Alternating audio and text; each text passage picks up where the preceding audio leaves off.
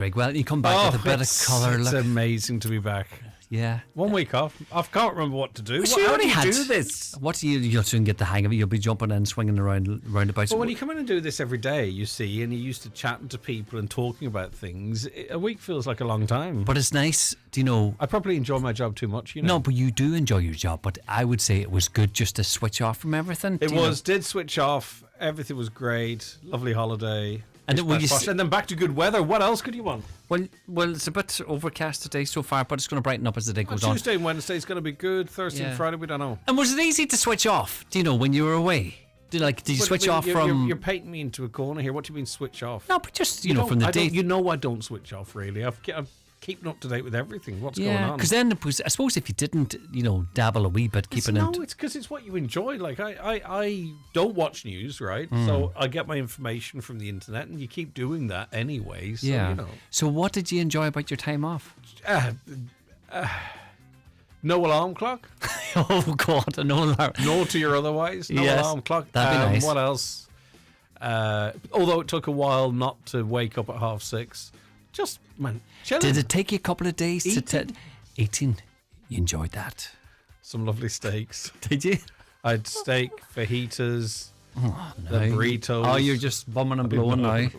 God almighty, you're making me hungry to haven't even had my breakfast. I'm sorry, but no, it was good. But it's great. Genuinely, it's great to get back. It's lovely, isn't it, when you don't dread going back to work, aren't you lucky? Like, no, it's good. Do you know how sometimes they say, like, sometimes on a Sunday night people, they have the dread, got to go back to work tomorrow. But no, we're lucky, aren't we? Thank God for that. Okay. Do you know? Listen, how was your week? The week was good. Really. No, Donald was good out crack. We had a bit of banter. You know how he's a music buff and stuff, so we had a bit of out banter with him and that, and had the crack. So no, it was a good week. The weather was lovely here too. So we're nice. All right, good stuff. Thanks, Gooch. See you tomorrow. Chat to you tomorrow, boy. Right, look after yourself. All right, it is great to be back after a week off, all fresh, all ready to go. That's after the news at 9:00. Let's cross over to Donna Marie Doherty. Thanks, Greg. Good morning. Domestic abuse Garda College figures for Donegal have shown a sharp rise in the past year. Most recent figures released to Aintu under a parliamentary question show Gardaí responded to 2,032 calls last year. That figure's increased by 51% from 1,344. Meanwhile, the government's been urged to set up an advisory council led by survivors of gender-based violence. The National Observatory of Violence Against Women will release a report today calling for greater engagement to improve policy. It says at the moment engagement happens in an ad hoc way through survivors sharing personal experiences, which can be very traumatising. The National Women's Council Executive Director, Kieran O'Farry, says their voices must be heard in a meaningful way. Today we are publishing a report by the National Observatory on Violence Against Women, which is convened by the National Women's Council, and it outlines a framework for engaging with survivors of different forms of gender-based violence in a really structured and safe way.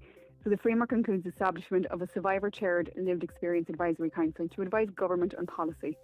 Adult educators are the latest group in the education sector to enter a dispute with government over pay and working conditions.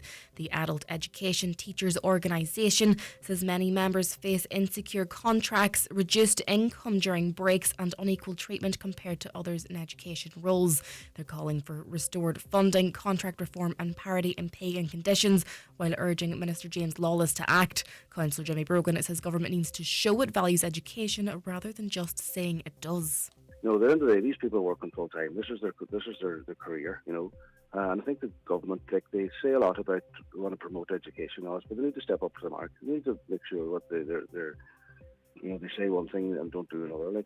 So I think it's time that a lot of these education people that are involved in education are get paid parity, and parity of conditions and this, and at the end of the day, they all need to be on a level playing field, and that's just not happening at the moment. Police are appealing for witnesses following an incident in Strabane in the early hours of yesterday morning. PSNI say a man was injured after making contact with a silver Vauxhall Corsa on Railway Street at around 1:45. A large crowd is believed to have been in the area at the time, and anyone with information or dashcam footage is being urged to come forward. And finally, a new tourism website to promote Letterkenny is set to launch in mid-May. Go visit Letterkenny, developed by Letterkenny Tourism in partnership with Donegal County Council and Fáilte Ireland, aims to promote the town as a key destination. That's with 8 hotels, restaurant and bars, as well as close proximity to Donegal's scenic coastline. Local businesses are being invited to get involved and feature on the site ahead of its launch. Looking at now to weather, it'll be mostly dry today, although isolated showers are possible. Some cloud at first, but sunny spells will improve as the day goes on. That's with highest temperatures of 13 to 16 degrees. That's all for now from the newsroom. Back with more at 10 o'clock.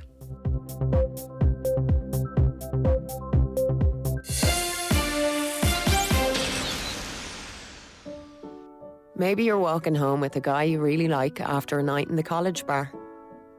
Or maybe you and another fella are heading back to his in a taxi after meeting in a club.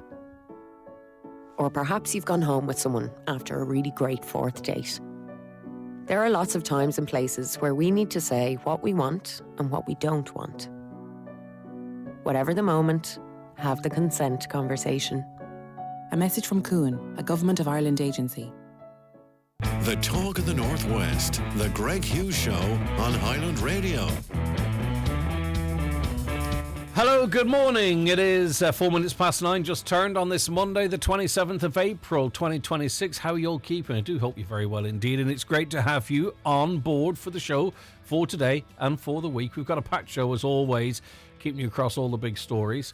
We have lots lined up, but if there's anything you want to talk about, maybe something you want to bring to our attention from the weekend, let us know. 086 60 25,000. That is your WhatsApp and your text number. 086 60 25,000. It's not a club, by the way. It's not exclusive. If you have anything to say, just text that number. You don't have to have ever texted a radio station or this show before. We value your opinions, whether they're regular or brand new. It doesn't really matter. 07491 25,000. We still do the human stuff. We have people answering the call, or two people as close to human as we can possibly get. That's Caroline Orr and Shannon Wilkin. They're on the phones today as always. Caroline, researcher and producer of the show. And you can email the show, comments at highlandradio.com. And if it is your will and it suits you, maybe you work in the home or from the home, you can watch us on your big screen if it's a smart TV, which most are now, or your Fire Stick. Just open up the YouTube app, Highland Radio Ireland, and we're across the Facebook pages as well. Right, okay, lots to discuss, lots coming up. What a weekend of sport, depending on what sport you like. What a shocker yesterday. Donegal beaten Jim McGuinness's second only defeat in the Ulster Championship. Were we playing checkers or drafts and they were playing chess? Well, we'll find out from Brendan Deanny a little later on. And I want to focus perhaps maybe on how good the opposition was rather than try and pick faults maybe in the Donegal setup and performance, because I think sometimes you are beaten by the better team on the day. But what do you think? We discuss all things on this show, including sport. So if that is what you want to talk about, I'll talk about that a little later on. I'll read what the Nationals are saying about that, because we can sort of have a local focus on it. It'll be interesting to see what the national newspapers, how they reflect on that game. Let's start with the news, though. The Dairy People Donegal News. The ongoing fuel and cost of living crisis will dominate the agenda at a special plenary meeting of Donegal County Council in Lifford today. The special meeting takes place after calls from 100% Redress Party member councillors Thomas Sean Devine. In light of the recent fuel protests, he wrote to both the Chief Executive of the Council, John McLaughlin, and the Cahirlock Councillor Paul Canning, demanding that a special meeting of the Council takes place. Today's meeting comes after Sinn Féin spokesperson on finance, Piers Doherty, called on government to introduce an emergency budget to tackle the cost of living crisis, which goes broader than fuel. I note this morning diesel 188, 189, I think I saw it. Petrol, obviously, 10 cent odd lower. So that government intervention did work.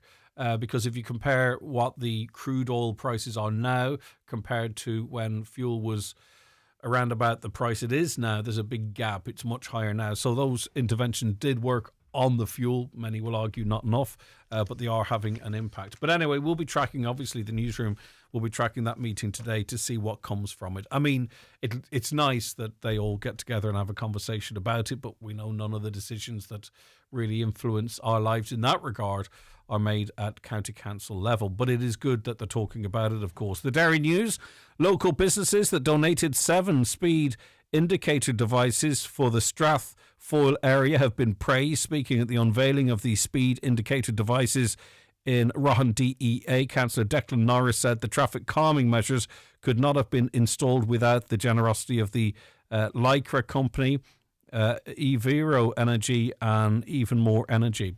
On my travels over the week, I think it was through Northern Ireland, I saw a little, it was like the size of a small generator with with an extension and a screen of sorts on it, and it was a speed detecting yoke. Now, it was obviously commissioned by the community because it was mobile, but I thought it was very interesting. You know, some of the places that we talk about with speed issues, and we're waiting on local authorities or the TII or whomever it is to do something about it. And these little machines, obviously you can hire them, but the little mobile speed camera devices, and what happens is if you're doing in excess of 50, for an example, it's flashing red and saying, please slow down.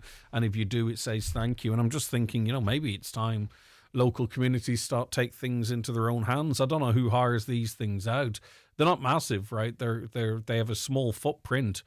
But is that the solution? That, you know, I've often said in this show, things happen when the community sort of start doing stuff themselves, because we can't always rely on those that are paid to do it, right? I just saw this and I thought, right, I can think of a couple of places where we discuss that it'd be very interesting to see if the community hired one of these yokes, wherever you might get them, and if it had a positive impact and maybe sends a message to TII, local authority, or wherever.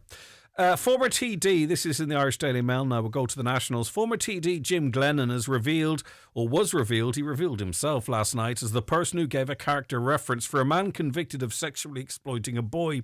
Now all parties should do an audit of their TD's record of providing character references in criminal trials, Aintrú leader Peadar Tóibín has said. Referring to how the former Fianna Fáil TD gave a reference to a disgraced former government advisor, Mr Tóibín told the Irish Daily Mail such court references should be registered by parties and put on public record. Or you should have to go in to court. A lot of people in the legal space say that these character references don't have much bearing on the outcome of a sentencing or whatever it might be. Well, if they don't, scrap them altogether. But if they do, you should be obliged to go into court, right, and face cross-examination on what you're saying. So if a TD or whoever it might be, or if it were I, though I never would, if I wanted to give a character reference for someone, I should have to go into that court and be cross-examined on that character reference, you know, really to test the veracity of it. Because, you know, are people doing favours for friends, saying, listen, you couldn't give this guy, he made a mistake, he's a good fella, you couldn't give him a character reference, could you? And they go, I'll do it for you. Well, it shouldn't work like that, because there are victims here. Everyone's entitled to a fair trial, but also victims are entitled to a fair trial as well. And I think if you are going to give a character reference, you should have to stand up in the court, put your hand on the Bible and swear that that is the case. And if cross-examination, be cross-examined on it or challenged on it if need be. And I'll tell you one thing, you'd see some fall off on these character references. But anyway, this is what Tóibín said. It's a shocking misuse of public office, and it is incredible that a number of parties have been asked if their TD is the one involved, and they've not been able to answer yes or no. Now, it's not going to be hard for Peadar Tóibín to poll his TDs because they aren't that great in number. But that's what the opposition is for, I suppose. But what is your feelings on character reference? Maybe you believe they are an important part of the system. But I mean, how can you give a character reference and say someone is a decent enough fella if they've been convicted of sexually exploiting a boy? Should they be gone away with altogether? Do you think they should stay as they are? Or, as I suggest, should you have to go into court and, put your hand on a Bible or whatever you have to do under oath and say, no, this is why I believe this person is decent. The Irish Times this morning. The government is exploring one-off payments towards environmentally friendly energy measures like heat pumps and efficient cars amid the increasing political pressure of the global energy crisis. Minister for Finance Simon Harris has doubled down on a transition from fossil fuels, even as the government faces mounting calls to abandon its commitment to the carbon tax. Harris has now asked officials in his department to consider payments that could be made available towards the structural costs of changing to more sustainable energy and electricity supplies. Options now being considered include accessible financing for home upgrades and more access to retrofitting. I mean, it has to be done right, though, if they're going down this route. And listen, the countries that are less reliant on fossil fuels are not seeing the same prices that we're seeing in terms of electricity, etc., because they are genuinely somewhat self-sufficient. So, you know, this is a move I think we all agree, if we could do so in a fair way, we'd be far better off, wouldn't we, if we could generate our own electricity rather than relying on piping it in from elsewhere. It has to be done right, though, because, you know, I've heard on the show a few times, heat pumps are fantastic if you've got a very well-insulated home, but are not very efficient if you don't. So people have to be advised and financed to do it the right way. When we talk about the cost of living, we often talk about food or heat, you know, isn't that the phraseology that's often used, especially during the winter? But lots of people, it seems, are struggling actually just to take medicines to make themselves feel better. And I'm reading in the Irish Independent that more than 1 in 3 people say the price of over-the-counter medicines has stopped them from buying a treatment they needed. Financial worries have left some people cutting back on common medicines such as painkillers, hay fever and gastrointestinal treatments, new research reveals today. Nearly 8 in 10 said they would find it helpful if they were always informed by their pharmacy of a better value alternative. A generic medicine treats the same disease or condition as the original version and can be 20% to 25% cheaper, with the gap in costs of some treatments even higher. So, I mean, I don't want to pry into anyone's private life, but I would be interested because it helps form conversations and questions going forward. Do you find yourself, you know, having to be careful with what medicines you're buying because of the cost of them? Now, I'm not saying there's any conspiracy or anything untoward, and any act of violence is to be strongly condemned. But every time Donald Trump is in a bit of a sticky wicket, there's an attempt on his life, it almost seems. There's been 3 now, and each time, not least the most recent, it's been really when he's under extreme pressure, particularly from his own party and own supporters. And as I say, I'm not suggesting for a second, am I, that there's anything untoward going on here, but it is really quite remarkable. Many of us have been alive and would remember the occasional attempt on a president's life, but this is the third one. There was the shooting in his ear, which was remarkable how well his ear healed. God, I do sound like I think it's conspiracy. I don't. Then there was the guy who we've never heard of again that snuck onto his golf course. And now this latest attempt, it would seem, on his life, Cole Thomas Allen. Well, experts believe the security breach where a gunman charged past Secret Service agents to get to the room where US President Donald Trump could have been, oh, that's a bit of a typo here, could have been a catastrophe. But despite the presence of Trump and senior politicians and officials among the 2,500 people at the prestigious annual White House Correspondents' Dinner, Cole Thomas Allen evaded detectives by simply checking in as a guest at the Washington Hilton. And because obviously you can freely carry weapons, he was able to take weapons up to his room. He was armed with a handgun, shotgun and knives and was able to walk about freely before the attack on Saturday night. But what was he expecting to do with those weapons in such a heavily fortified event? But anyway, there you go. And on to sport finally. Listen, we could still go on and win the blooming thing, and it could be a blessing in disguise, who's to say. But everyone had Down written off, didn't they? 321 to 121. They beat Donegal yesterday. Conor Laverty fired up his Down troops by showing them a TV graphic ahead of their win over Donegal. The Mourne Chief's screensaver on his phone for the last 3 weeks was a graphic of the Ulster Senior the Ulster Senior Football Championship draw shown on TV, with the semi-finals reading Donegal versus Armagh Tyrone, and he used it to show his panel just how much they had been written off as they were facing the back-to-back Ulster SFC winners in Letterkenny. And it would seem Conor had a plan himself and had been building up to this event, and some interesting comments from him after the game yesterday where he said, like, you know, during the week he thought he was ahead of his team in terms of confidence, and then asked them again at half-time, and they had the belief. As I say, there's still an entire championship to go through, effectively, an All-Ireland series, and Donegal could very well still go on to win it. But interesting. And maybe it is the checkup we needed. I don't know. What do you think? Any views on that game? And really, to not just about us, but about the opponents. We'll have Brendan Deanny to preview his podcast a little later on, but we can put those talking points to him.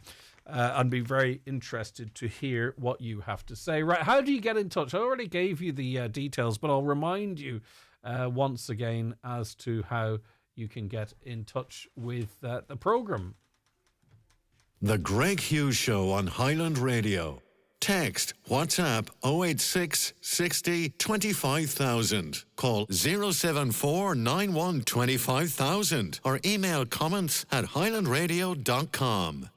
Newspapers are kindly supplied by Costco Centra, Mountaintop Letterkenny. Now with the new look Mountaintop Diner.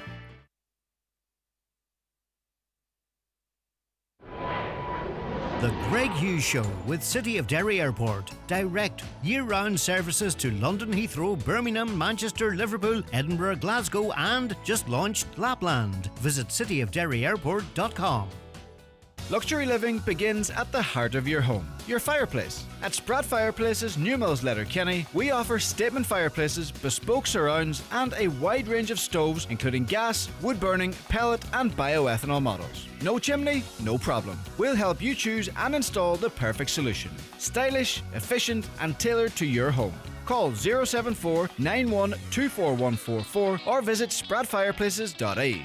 Spratt Fireplaces, bringing comfort and style home. Join us this Friday at the Cope Food Store Falcarra as we celebrate 10 years serving the community. From 11 till 3, enjoy live music, special offers, prizes, giveaways and tastings. Don't miss this fantastic day for all the family at the Cope Food Store Falcarra. When your projects demand perfection, one tool does it all. It cuts, it drills, it measures things. The Screwfix app, the ultimate tool. Download yours today. Still can't do a breakfast row, extra brown sauce, mind. Screwfix, no stopping you. Are you suffering from fatigue, burnout or lack of energy? Discover Beyond Light Therapy, home to the first 60-unit energy enhancement system on the planet. We offer an experience to help you relax, recharge and restore. Guests often leave feeling more energized, more focused and balanced. A mindful pause for athletes and professionals. Visit beyondlighttherapy.com and experience infinite potential. Book your session today. If you're thinking of changing your car but you're waiting for the right deal, Highland Motors have a massive one-week stock clearance sale on right now, which includes a great selection of makes and models ready to drive away and all reduced in price. Don't miss out on some great car deals until this Friday the 1st at Highland Motors, Mountaintop Letterkenny. See highlandmotors.ie. Highland Radio Time Checks brought to you by EirGrid, the operator and developer of Ireland's electricity grid. EirGrid, powering up communities, powering up Ireland. The time is? The time now is 21 minutes past 9, just turned. I'm joined on the programme now by Ramelton GP, Dr. Kieran O'Farry. Good morning to you. Thank you so much for your time today. Morning, Greg. How you doing? It's good to have you on the programme. Right, you spoke recently at a meeting, a gathering of doctors, the annual meeting of the Irish College of GPs in Dublin over the weekend, and I suppose laid bare the realities of life as a rural GP. And before we get into that, do you think that it's difficult for GPs to speak out, if you know what I mean, the same way as it might be difficult for other groups of workers? So, you're feeling sorry for yourself, GPs this, GPs that, the other. Do GPs feel a bit muted, do you think, in telling their truth? I suppose I was asked to, I was part of a group discussing some of the challenges of rural general practice, and yeah, you can see the headline focuses on a negative, whereas a lot of what I spoke about was the positives of rural general practice as well. So often, yeah, you're afraid when you speak that the focus is often on the negative and not on the positive. Well, let me focus on the negative, if you don't mind, and we'll also talk about the positive, because you related a story of pressure. I've spoken to GPs in the past who are long past retirement, Kieran, but they felt that they couldn't. Now, you're a long way from retirement, don't get me wrong, but they felt a pressure, a loyalty to their patients, and they were concerned there's no one coming through to step into my shoes, etc. Is that the type of pressure you felt in getting back to work when you went through a recent operation? Yeah, I suppose I love my job, and I'm relatively new in my practice in Ramelton, 2 years there. So I was keen to get back to make sure that patients were getting looked after and the continuity of care continued. But this talks, does it, to a gap in enough GPs in rural Ireland in particular? Because, you should be able to take the 6, 7, 8 weeks that you advise one of your patients to take, right? You had a knee surgery, but, there's obviously a gap in terms of cover. Yeah, so this came from a recent Irish College of GPs report into workforce pressures across the country, where rural Ireland was highlighted as one of the areas where there are workforce pressures. And one of the things there is that we do have, more single-handed GPs spread out over a larger area, more older GPs who are closer to retirement. And what we're trying to do is ensure that these smaller practices remain viable, that younger GPs want to come and work there and can settle in their local communities, so that everybody, no matter where they live in the country, has access to a local GP. Why is there a shortage, do you believe? Are they being attracted to the urban areas? Are they travelling abroad? Why are we seeing this shortage? Yeah, it's multifactorial. As you said, one of the issues is that younger GPs are more attracted to urban areas, maybe larger practices where they've got more supports, more people around them. Obviously, if you're in smaller practices on your own, some of the challenges are to do with locum cover, out of hours cover, making sure that you've enough of a team around to provide the service that you need. Our contract dates back to the 1970s, and it's a 24 hours a day, 365 days a year contract. So it's up to the GP running that practice to ensure that he or she always is somebody there to look after the practice, no matter what the circumstances. But also, too, in terms of, it's not just cover, of course, it could be replacing GPs that might be retiring. Again, what could be done to entice, newer qualified GPs into these positions? Yeah, so I suppose nationally, the number of GPs in training has been increasing. From 2022, the number of new GPs coming in to training each year has gone from 258 to 350 this year. And in Donegal, that number has increased from 6 new trainees each year to 15. So that is definitely going to help ensure that we have GPs hopefully staying in the area.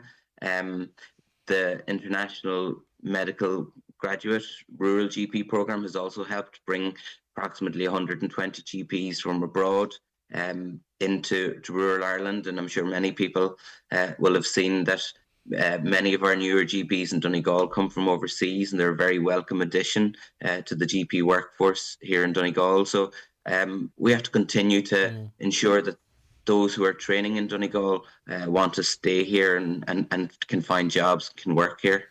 I do often wonder what gaps are we leaving elsewhere when we draw medical professionals from other parts of the world, but maybe there is an oversupply in some parts of the world.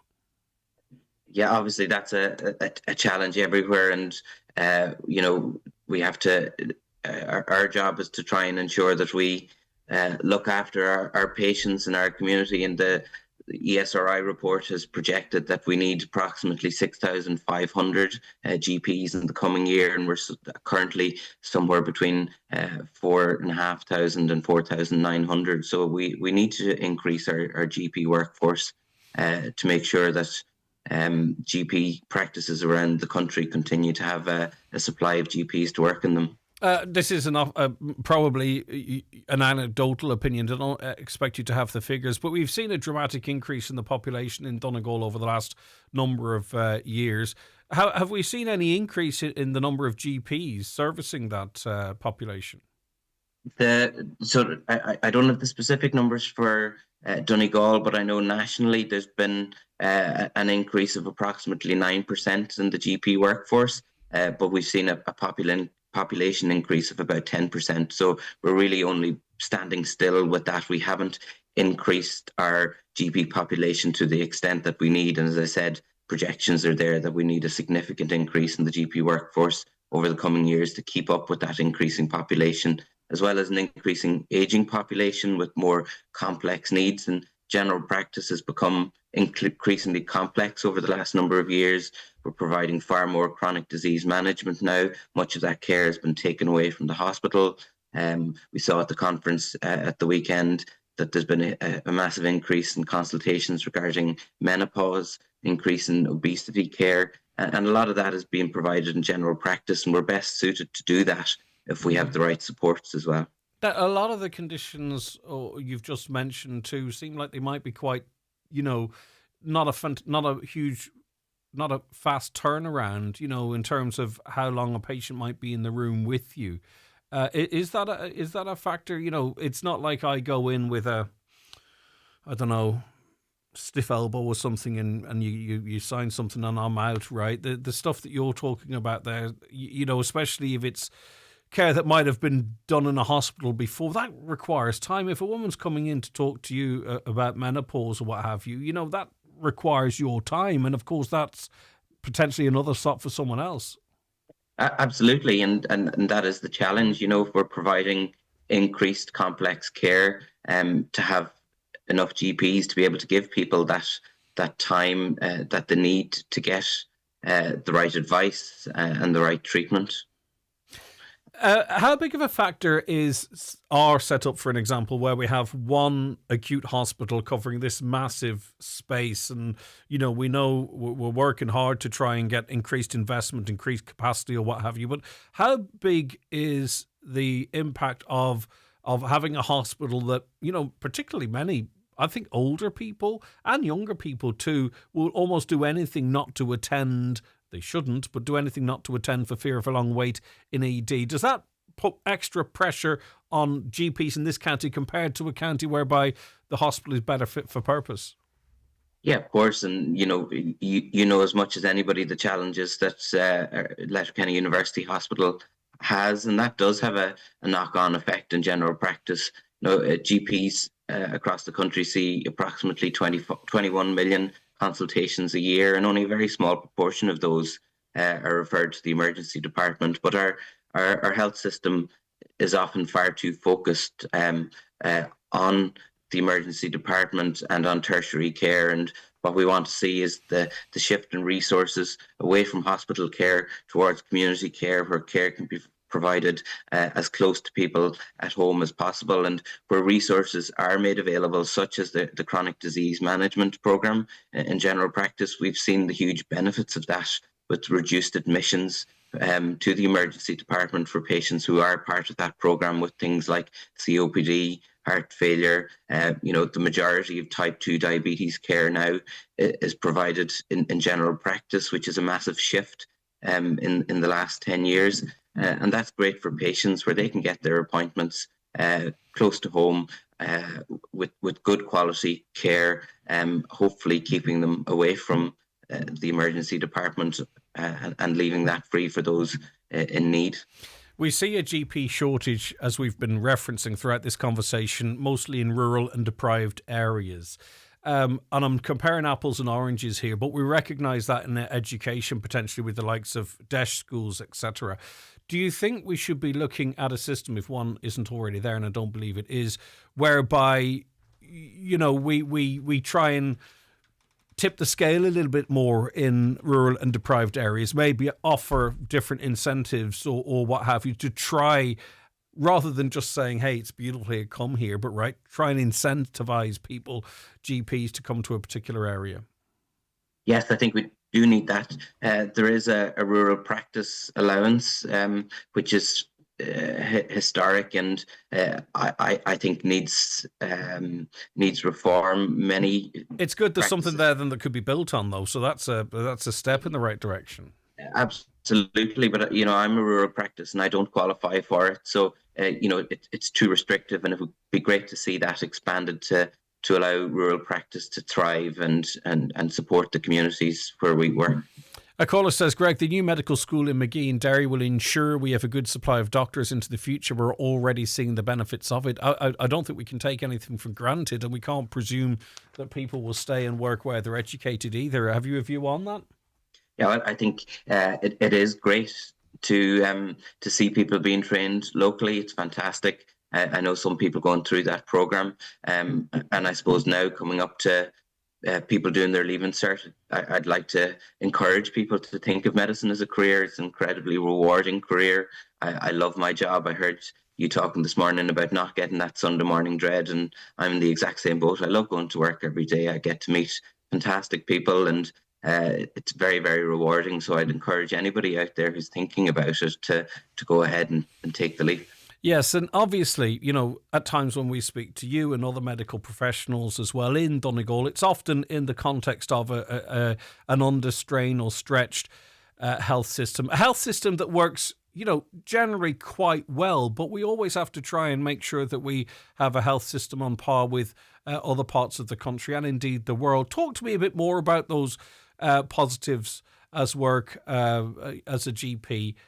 Kieran, is it the interaction? Is it the people? Because you form a trust. Your local GP is a pillar, and I think to some extent we had that with the guards, but because the way the guards were restructured, it's hard to have that sort of personal relationship. But I believe they used to be one pillar, and to some extent they can be, but certainly a pillar that remains in the communities, that trusted GP, and it must be a wonderful position to be in. Yeah, it's fantastic. As I said, I love my job, and every day is filled with patient interaction where you're getting to see a huge variety of people, and you're getting to see the happy moments and the sad moments in life, new babies, and hopefully being there for people in their time of need, which is obviously rewarding. And it's an exciting job.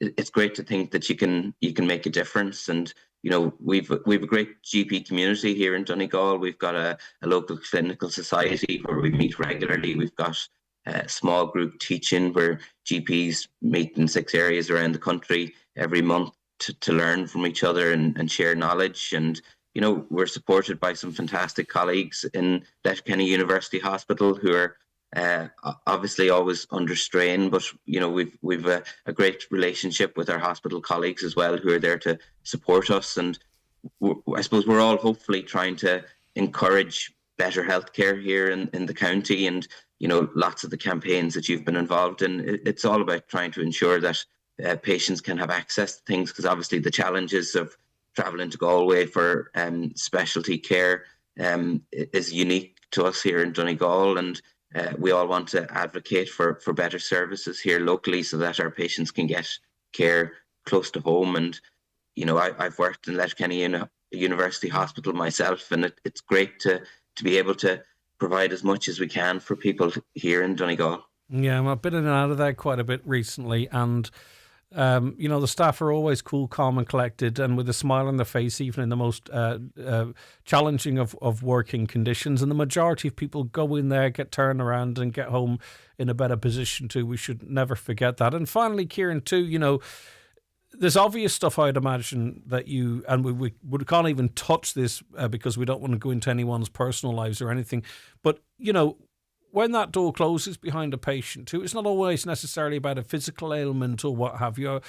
Sometimes maybe there can be a confession element to it as well, where they can confide in you. And I would say there's a lot of positive impacts you've had in people in some other less obvious areas, when they've been able to come in with you and have a chat with you as well, which I can imagine is challenging for you, but also incredibly rewarding. Yeah, the confidentiality of a GP consultation is one of it's fantastic, and it allows people to come and talk to us about any problems they have. We're not there to judge. We're there to listen and to help, and again, hopefully we're there for people to do that, and that is very, very rewarding.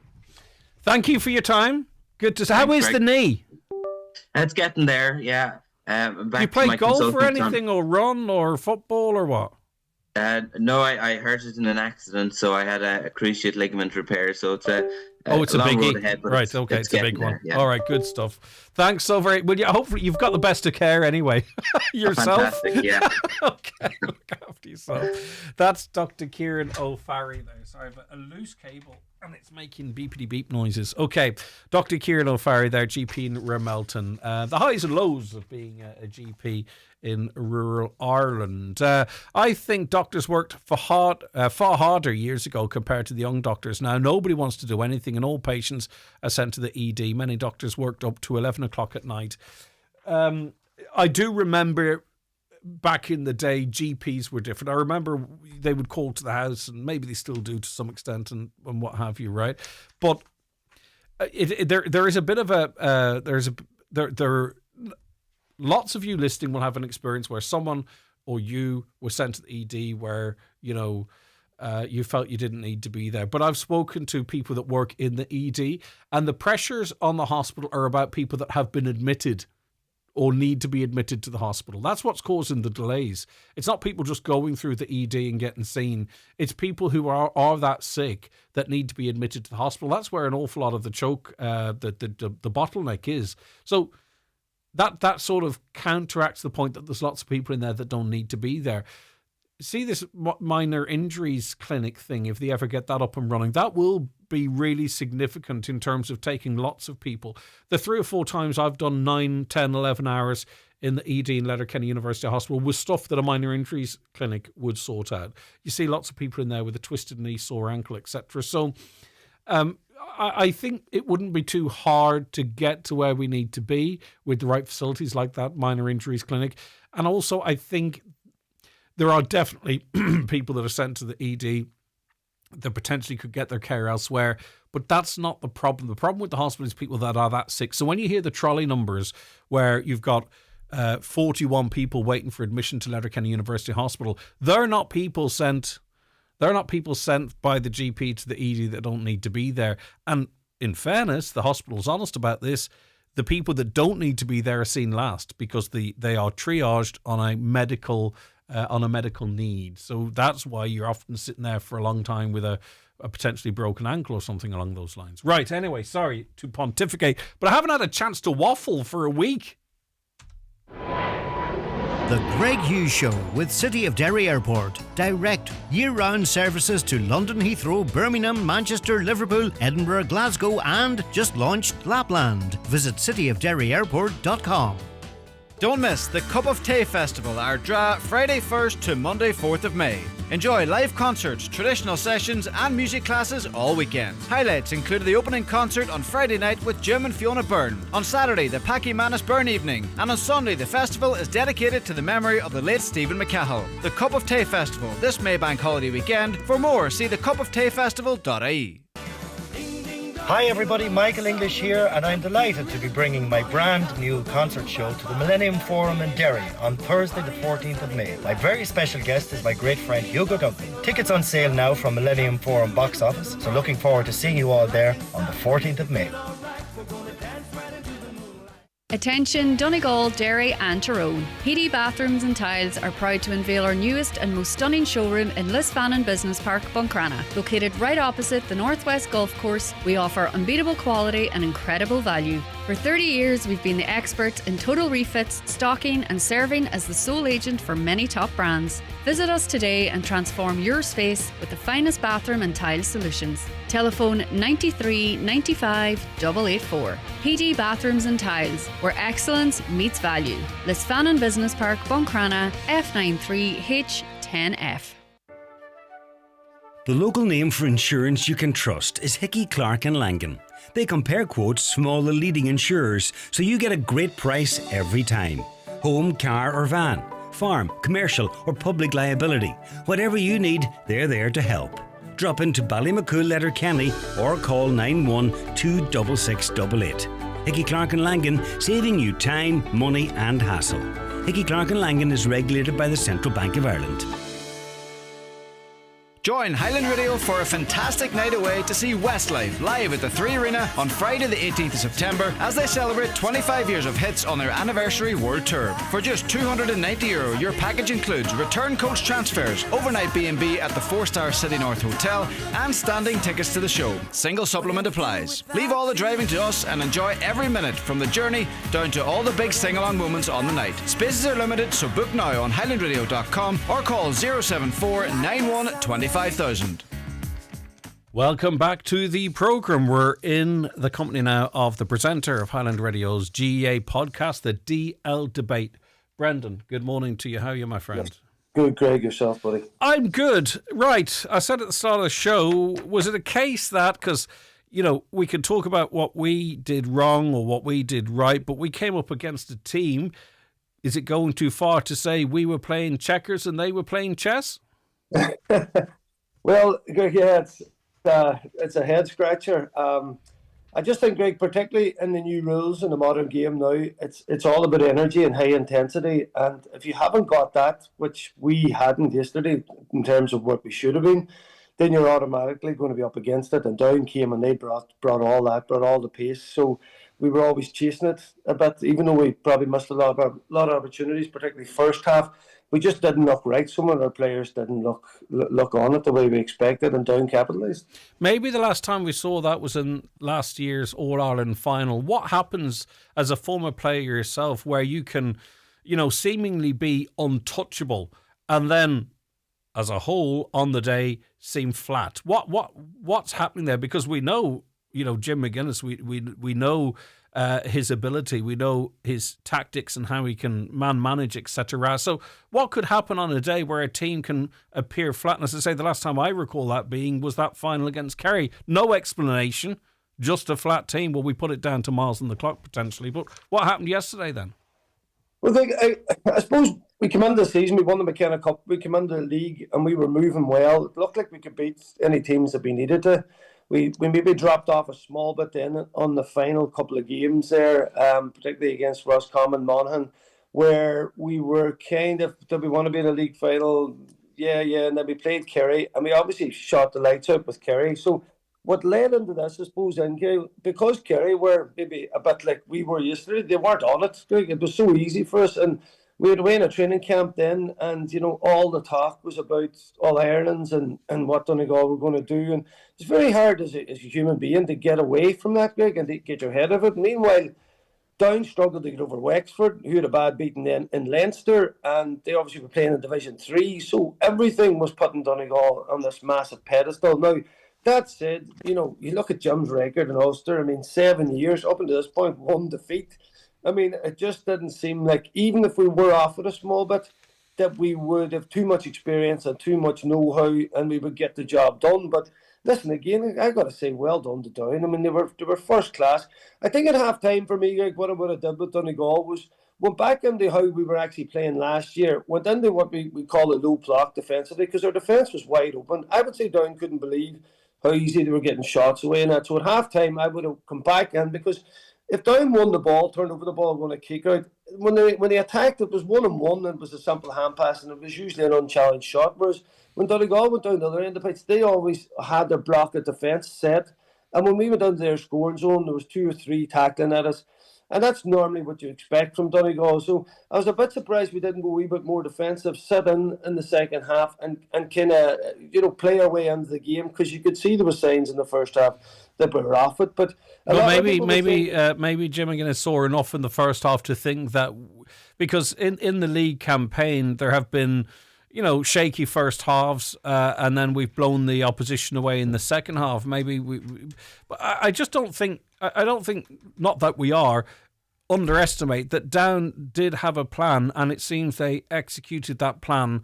And maybe just on the day, you know, maybe we don't have the solution to it all, and need to even adapt even further on the day, because, you know, they came in there, the management came in there believing that they had got their players to a point, 10 weeks effectively together, got the team to a point whereby they knew they could unlock Donegal. There was a genuine confidence there, particularly in the management and more latterly in the team. And definitely, as you said, they came with a plan, they carried it out. They came playing championship. I don't think you could say it was a championship performance from Donegal. Right, interesting, which is a different, and because there's such a short time frame now, it used to be this thing when we were playing, it could be 6 weeks to the championship. You had this massive block of training, you had this big extra surge energy. Now there isn't a lot of time to drop and lift it, but certainly Down did that. And last year in the group stage of the championship, Down acquitted themselves really well against all the top teams. So when you drill down into it, they had a decent team. They weren't to be taken lightly, but because they were in Division 3, struggled in the league final against Wexford, the way Donegal played, everything was built into this big case of it was Donegal's to win. But now, Greg, if you look at it in terms of, right, what's the positives from this? People are looking at, right, you want to say, come into the season flying, won the league, won the McKenna Cup. If you go through Ulster, then you're into the All-Ireland series, then you're in the quarter semi-final, right? So a lot of big games for players to constantly get up for. Now we have this huge break. So we'd won back-to-back Ulsters. The big thing for Donegal this year, obviously, you want to win the All-Ireland. So in terms of your All-Ireland tilt, when the dust settles in this, Craig, and these lads get back to what they're doing best at, they will come much fresher in the All-Ireland series. And maybe that's when it comes to an ultimate big day, if we could get back there. Yeah, for sure. But also, too, though, opposition now will say, well, maybe Donegal aren't the gods in the game that we thought they were going to be this year. You know, that can work both ways, but you would... Yeah, well, that's a fair point. And listen, I think that would be music to the ears of Jim McGuinness, because, you know, if you go out on the pitch thinking, as you said there, that you're going to win this match without doing the necessary things first. You always say, you got to earn the right to win a football match, and we didn't do that yesterday. Down did it, and there's the learning in that, Greg. But as I say, in many ways, maybe in terms of the total season, it could be something now that could the early kick up the bomb rather than getting it in the last game of the season. And also, too, I think it's really important that we keep our Donegal heads screwed on and don't sort of lose the run of ourselves. We don't have to go back very, very long where we were completely in the doldrums. And that game yesterday, that defeat yesterday, wouldn't have been a surprise. We've had a very quick turnaround from being at a very low ebb to a point whereby we can have this conversation right now. It would have been a different conversation a couple of years ago, right? Exactly, Greg. And I suppose that same context is what, I was talking about after the final last year, and just the phenomenal couple of years it was. I think, people look very close at the here and now and where we're at and what we need to be and where we need to be as a football team. But as you said, there's a group of players coming down from Down with a completely different mindset that they're coming to take you out, and they did that yesterday. But listen, as I say, that wasn't a Donegal performance here that we're used to. Or if they beat the best Donegal, that we'd be in real bother. Exactly. Yeah. If this came down to a nip and tuck game where we played well, I would be like, well, but you can see, right across the board from our boys, of course, the usual suspects tried to drag us in and drag us through the game, and no more than Michael Murphy in the middle of that. But Down just had too many guys out there, and particularly big Murdoch. I mean, he was absolute colossus. I know Daniel Guinness. I see you got man of the match here. It was Murdoch was for me was the man. We just couldn't handle his physicality. And again, Rick, there's learnings in there for us in terms of how we perform going forward. Yeah, the ladies were in action against Dunmar as well.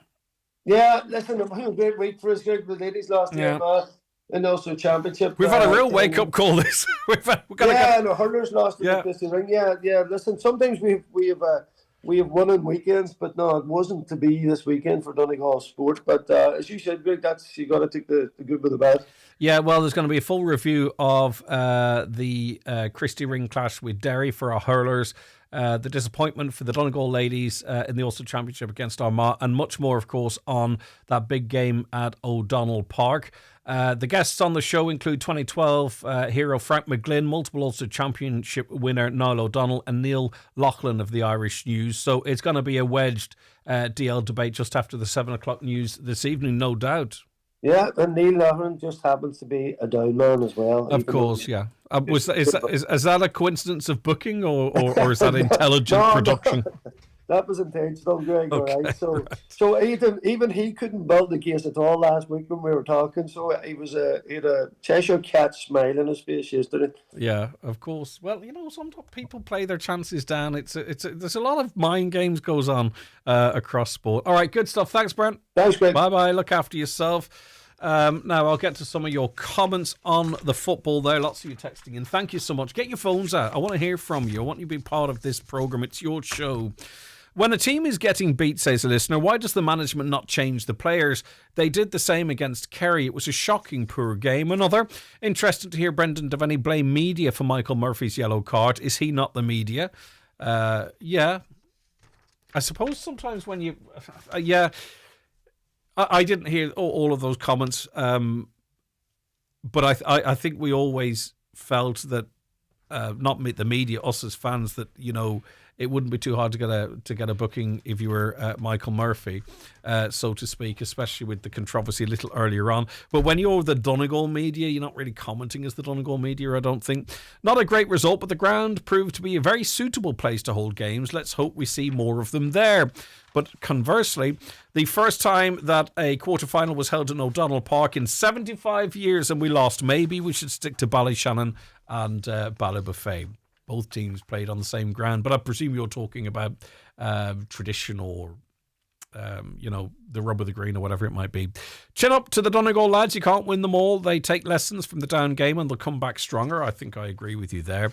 Hi, Greg. Well done to Down yesterday from a Donegal supporter. Talking to many Down supporters before the game. Good people. Hope they go on now and win it. From a Donegal point of view, we were well below par and the curse of O'Donnell Park continues. And hopefully there isn't a championship game there for a long time. The curse, that's the word I was looking for. I think Jim's plan is to forego Ulster and give the players more rest to concentrate on the All-Ireland. They played some players yesterday who were making their county debut, not the action of a manager who's too worried about losing, or the actions of a manager who's got great faith in his team, be it the old legs or the young blood. I cannot imagine any Donegal team ever under any manager setting up to lose an Ulster Championship game. But maybe you disagree. Let us know. Do you agree with that caller? We'll be back with the weather in just a moment. The Greg Hughes Show with City of Derry Airport. Direct, year-round services to London Heathrow, Birmingham, Manchester, Liverpool, Edinburgh, Glasgow and just launched Lapland. Visit cityofderryairport.com. Hi, Gavin here from Divers Hyundai in Letterkenny to tell you that Two Grand Tuesday, our one-off used car sale event, is back this Tuesday the 28th. On the day, all used cars at Divers will have €2,000 off the listed prices online. Yes, £2,000 off every car for one day only. No gimmicks, no games, no joke. That's this coming Tuesday at Divers Hyundai Canal Road, Letterkenny, and we're open 8 to 8 on the day. For details, see diversgarage.ie.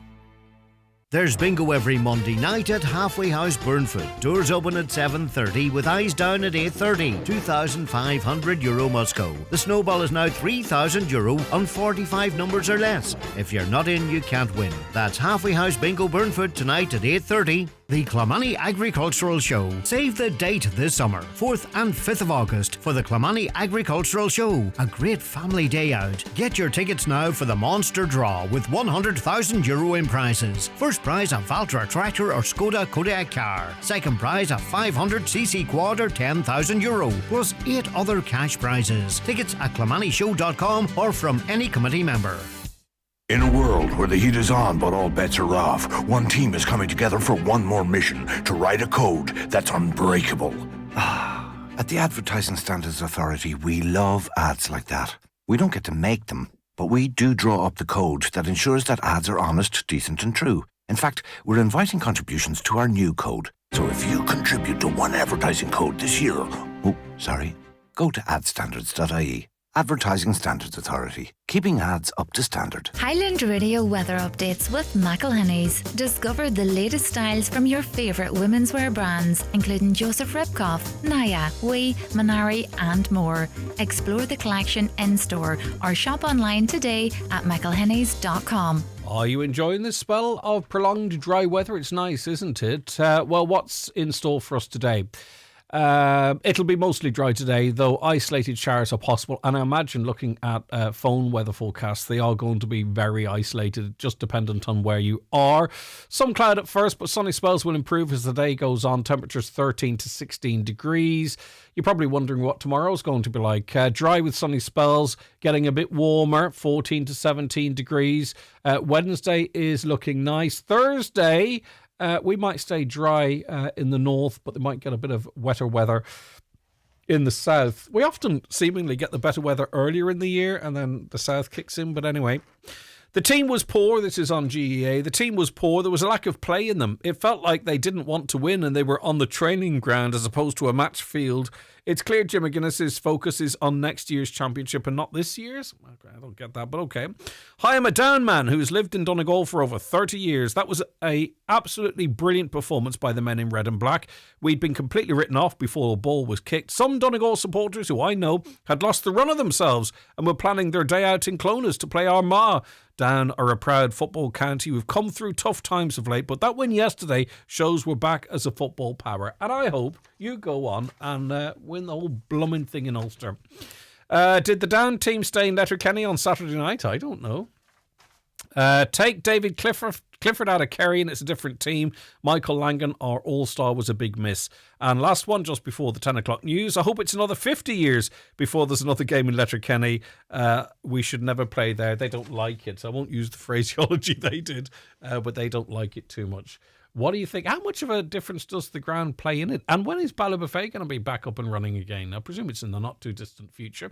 Right, keep your comments coming in on the football, anything else that you want to talk about, and we'll be back after the news at 10. The Greg Hughes Show with City of Derry Airport. Direct, year-round services to London Heathrow, Birmingham, Manchester, Liverpool, Edinburgh, Glasgow and just launched Lapland. Visit cityofderryairport.com. When it's gone, it's gone. This week's new Wigging at Home Store and More. All mattress protectors are all half price. But better hurry, because when all our half price mattress protectors are gone, they're gone. Also, all lightweight luggage and all pillows are still half price. But when our lightweight luggage and pillows Wiggings are gone, they're definitely gone. Drop by your local Home Store and More. Visit us online at homestoreandmore.ie. Home Store and More. A happy home. Still tired when you wake up? At Restex Beds, we have pocket spring mattresses to give you luxury and support from as little as €129. Your perfect sleep starts today at Restex Beds. Restex Beds, Mountaintop Letterkenny. Leave the rest to us. 0% finance is back on used Kia EVs at iMotors. Looking for an electric upgrade? Get 0% APR on all used Kia EVs this April. That's 4 years, no interest.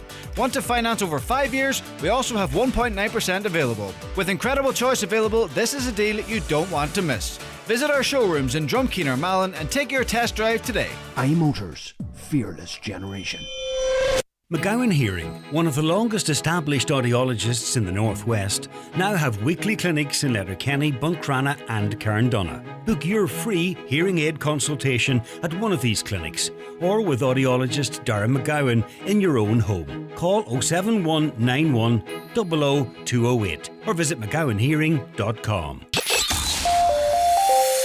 Live, on air, online and on the Highland Radio app. This is Highland Radio News. Good morning, it's Donna Marie Doherty with the news at 10 o'clock. A 61-year-old man has died following a road traffic collision in Omagh yesterday morning. PSNI say Patrick Deary from Dungannon was involved in a single vehicle crash shortly after 11 o'clock on the Clannabogan Road while riding a motorcycle. Emergency services attended the scene where he was pronounced dead. Police are appealing for witnesses as inquiries continue into the circumstances of the collision. The road has since reopened. Domestic abuse callouts to Gardaí in Donegal have risen sharply over the past year. Figures released to Aintu through a parliamentary question show that An Garda Síochána responded to 2,032 domestic calls this year. It represents a 51% increase on the 1,344 calls recorded previously. Meanwhile, the government's been urged to set up an advisory council led by survivors of gender-based violence. The National Observatory on Violence Against Women will release a report today calling for greater engagement to improve policy. It says at the moment, engagement happens in an ad hoc way through survivors sharing their personal experiences, which can be traumatising. National Women's Council Executive Director Karine Hassan says their voices must be heard in a meaningful way. Dubravko Ostovic of No Fixed Abode was brought before a special sitting of Galway District Court last night, charged with A young man has been charged to court following a road traffic collision in St Johnston and in Lifford. It's after a Garda patrol car was rammed. The 20-year-old was arrested and detained at a Garda station. He was subsequently charged and appeared before a special sitting of Sligo District Court yesterday. He was remanded on bail to appear before Buncrana District Court tomorrow. Adult educators say they're being left behind in pay and conditions as another dispute with government intensifies. The Adult Education Teachers Organisation says members are still in insecure contracts with reduced income during school breaks and unequal treatment compared to other education staff. They're calling for restored funding, contract reform and pay parity, urging Minister James Lawless to take action. Councillor Jimmy Brogan says government must show it truly values education rather than just saying it. You know, at the end of the day, these people are working full time. This is their career, you know.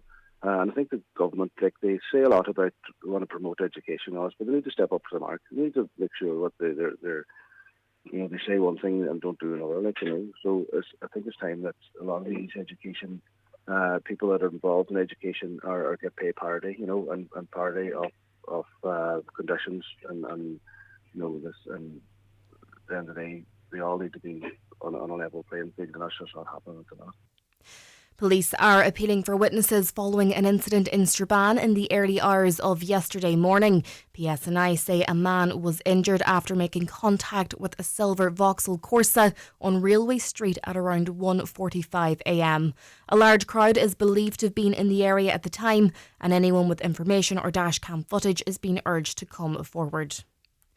Customers across the Twin Towns and surrounding areas are set for an overnight water outage as upgrade works continue in East Donegal. Uisce Éireann say crews are replacing more than 700 metres of ageing water mains along the N15 from Maclay's Corner to the Admiral Park Junction in Stranorlar. The planned shutdown will run from 5 p.m. tomorrow until 3 o'clock on Wednesday afternoon, affecting Stranorlar, Ballybuffet, Convoy, Rafo, Killygordon, Castlefin and other nearby areas. The utility says works will improve water quality, reduce bursts and provide a more reliable supply. And finally, a new tourism website to promote Letterkenny is set to launch mid-May.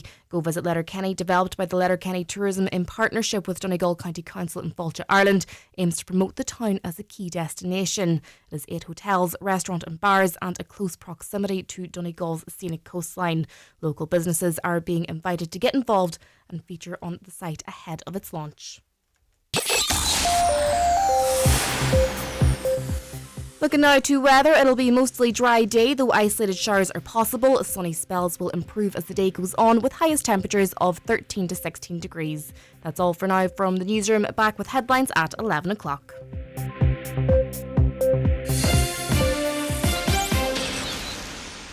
The Obituary notices this Monday morning, April 27th.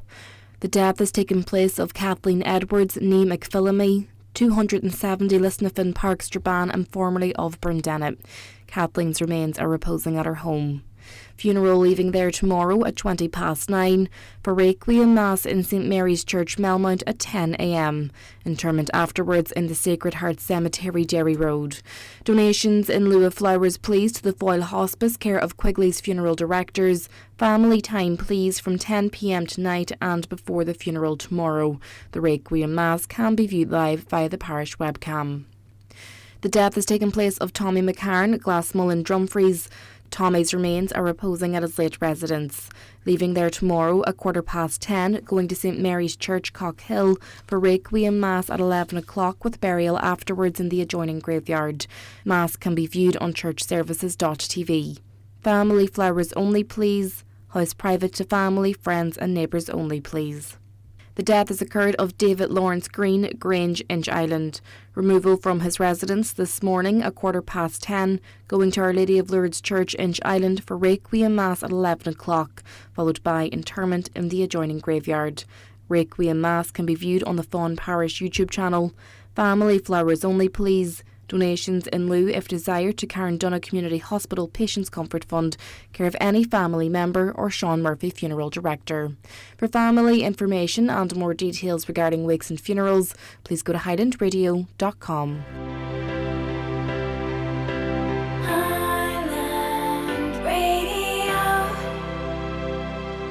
Fill your trolley with great value this week at Super Value. 3 for €10 on offers like Irish beef mince and salmon darns. Fruit and veg from our super fresh 5 like butterhead lettuce 89¢. Plus 3 for €10 on cupboard fillers like Nescafe Azera. Get €20 off your first online shop over €80. T's and C's apply, excludes alcohol. Super Value. Still super, now better value. We are joined on the programme now by Debbie Mullen, chairperson of the Road Victim Support Northern Ireland Donegal. Debbie, thanks for joining us this Monday morning. I hope you are well. Yes, Greg, thank you for inviting me on to this morning. Thank you. I'm reflecting on a terrible weekend on the roads. 5 people have lost their lives on the roads. The first person who sadly was killed in a crash over the weekend was a teenage boy, Josh Morrow, from County Donegal.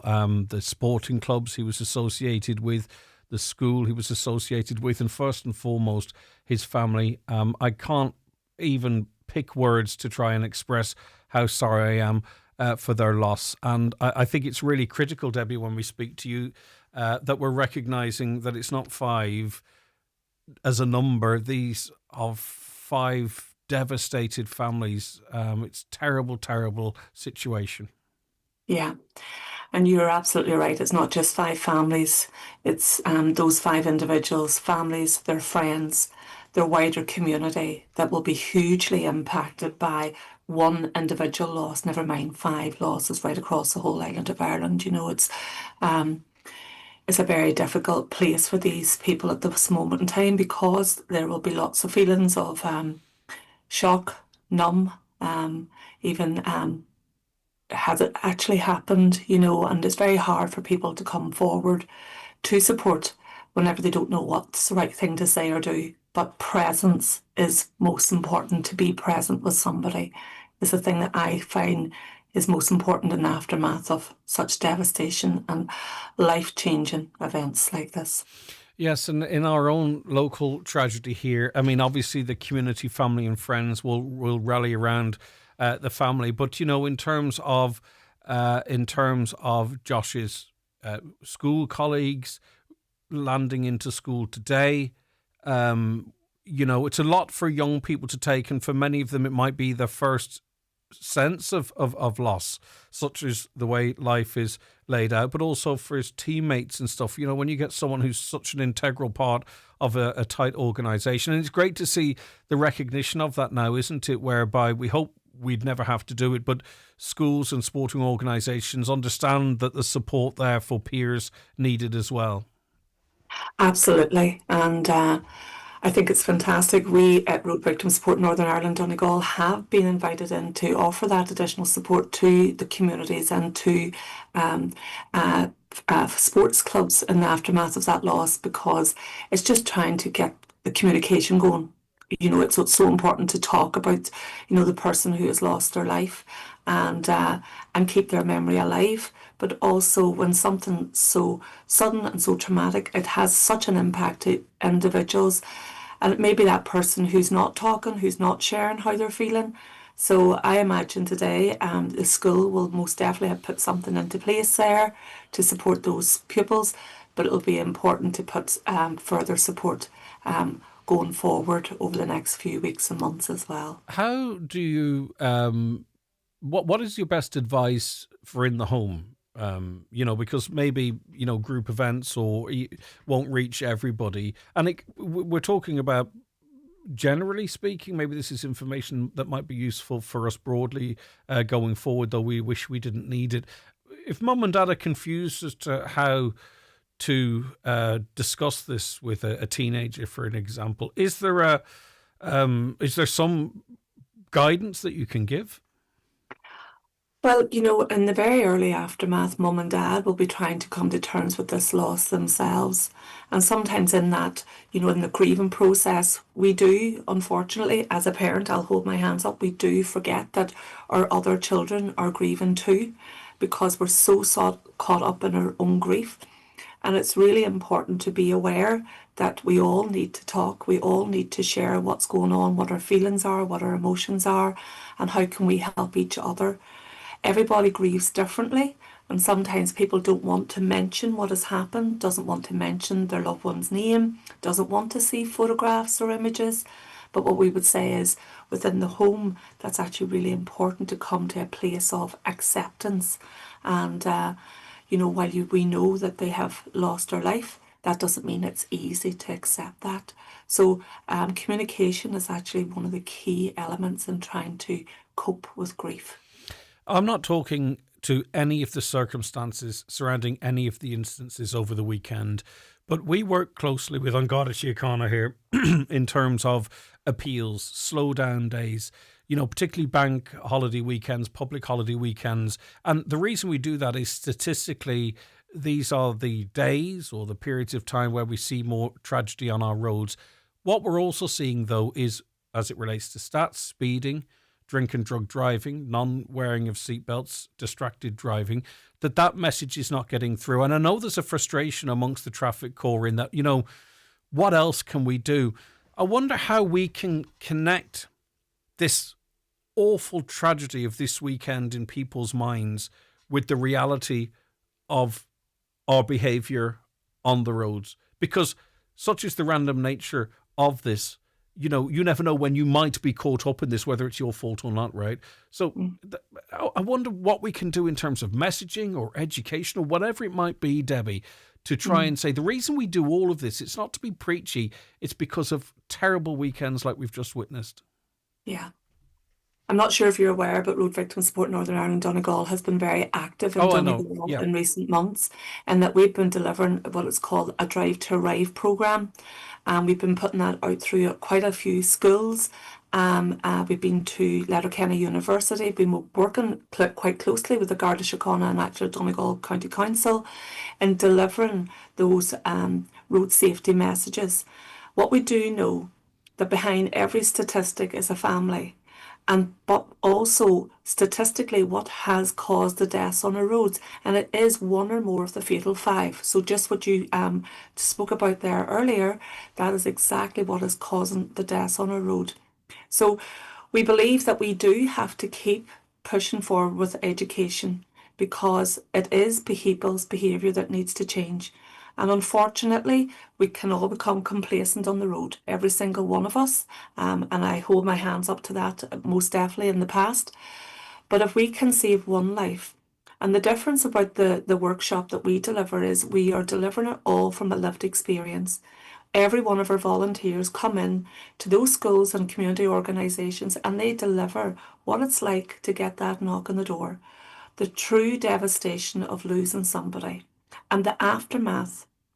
And our volunteers do this because they hope that only one person within that audience of that room that day will at least think before they are a passenger or a driver of a vehicle on the road. Now, the fantastic work that you do is really quite targeted. In other words, you can't reach everyone, even though you might intend to do so. Is it time that some of this conversation, even using the skill sets of your group, that it forms part of the 12 lessons or something? I don't know, maybe one of or two of those lessons could be actually that hour you go into a space in your local town or village, and we don't try and scare the living daylights out of people, but give them the real information that you're delivering, so that actually forms part of it. And maybe out of the 12 lessons, one or two could be the realities, because then you get everybody, right? And everybody has that information, that knowledge as they get onto the road. I'm not sure how it works, but we have to try something outside the box, I think, Debbie. Yeah, absolutely. And we do believe that this, the Drive to Arrive programme, why we've targeted specifically for anybody 16 plus, a lot of the TYs within Donegal are bringing us on board to put us into their educational programme, because it's an interactive programme. So it's not about us sitting dictating to people.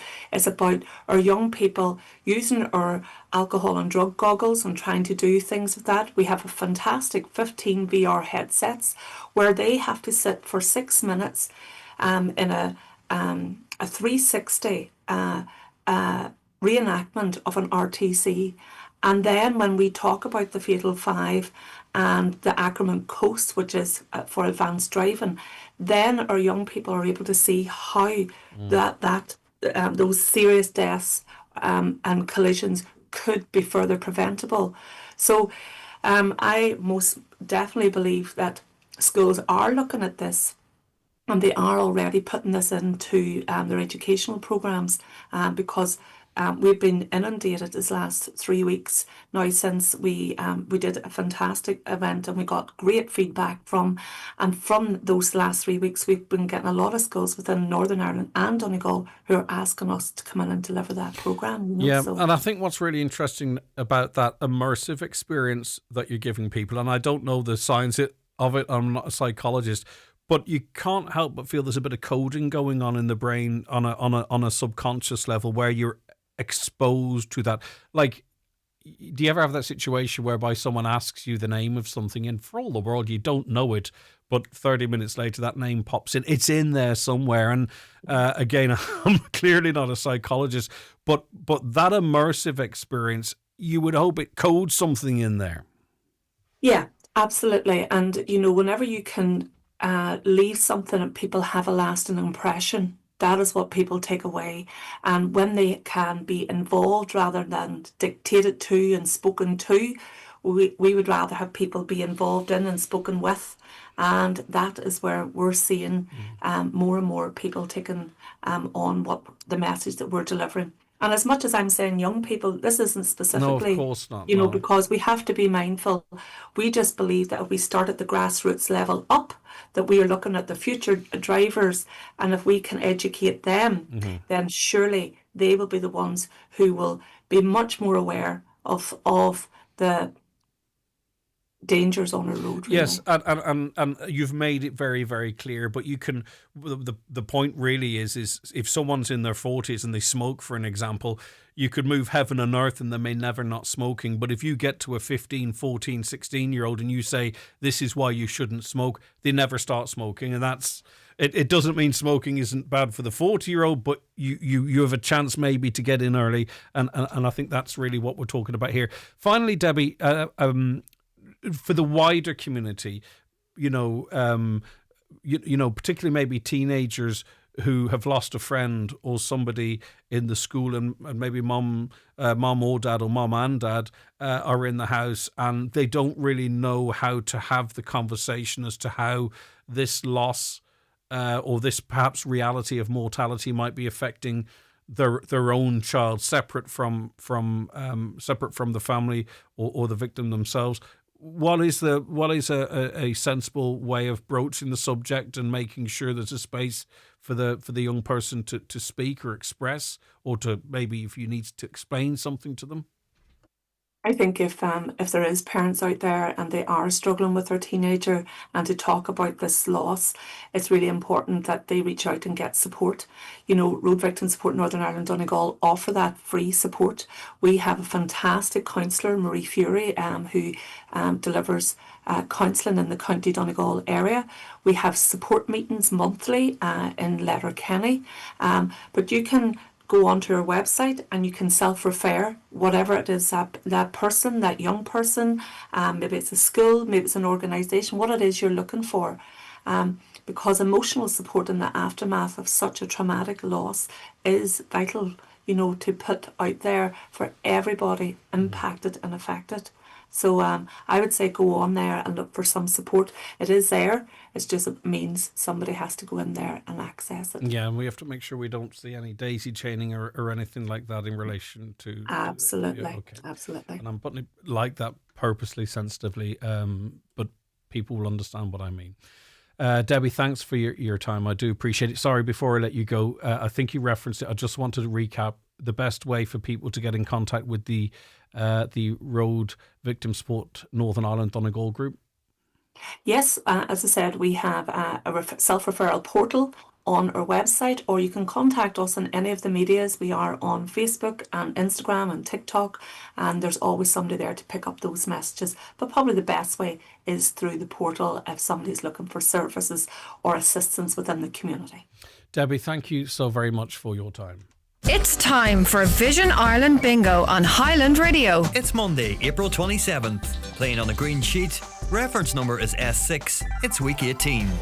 Today's numbers are 45, 79, 18, 66, 85, 20, 22, 34, 69 and 11. Phone your claim to 910-4833 before midnight tonight, leaving your name, contact number and the name of the shop where you purchased your book, and we'll call you back the next working day. Get all your Vision Ireland bingo information at highlandradio.com. There's a deal for every basket this week at Dunnes Stores. Enjoy an easy midweek meal with Old El Paso range. Mix and match any 3 for $2. Reach for a snack with Tato Occasions sharing range. Now half price. And save on your favourite wines with Santa Rita Sauvignon Blanc, Yellowtail Pinot Grigio and 19 Crimes Red Blend, now €10 or less. Plus, save more with your 10 off 50 voucher.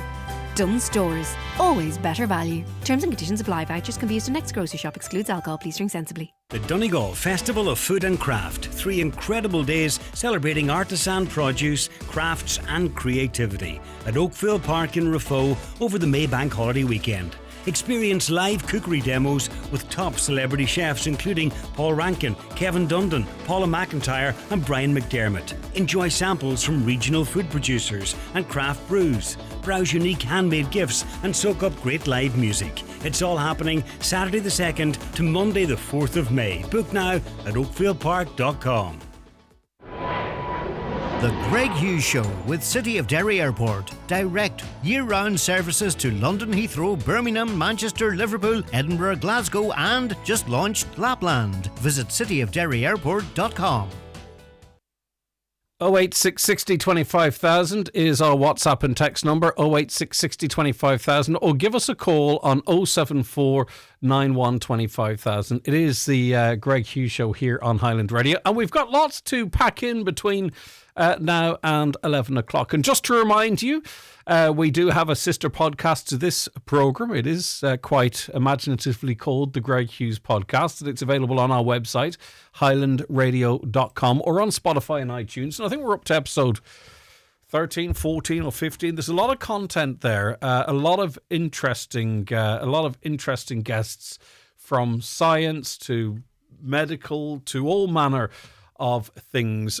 Plenty in there, I think, for you to maybe potentially enjoy. Some of the content is it's more educational than potentially enjoyable, if that makes sense. But anyway, it's all there for you. And give us a like and subscribe too, if you don't mind, on Spotify or Apple Podcasts, because that helps in spreading the word. Now, a landmark report published by the European Transport Safety Council reveals that cyclists' deaths across the European Union have barely declined over the past decade, even as deaths among car occupants have fallen at 4 times the rate. That's right across the European Union. Kieran Cannon is Cycling Ireland president. He joins me now. Good morning to you, Kieran. Does anything about this information, obviously it's very shocking and worrying, but does anything about it surprise you? Good morning, Greg, and good morning to your listeners.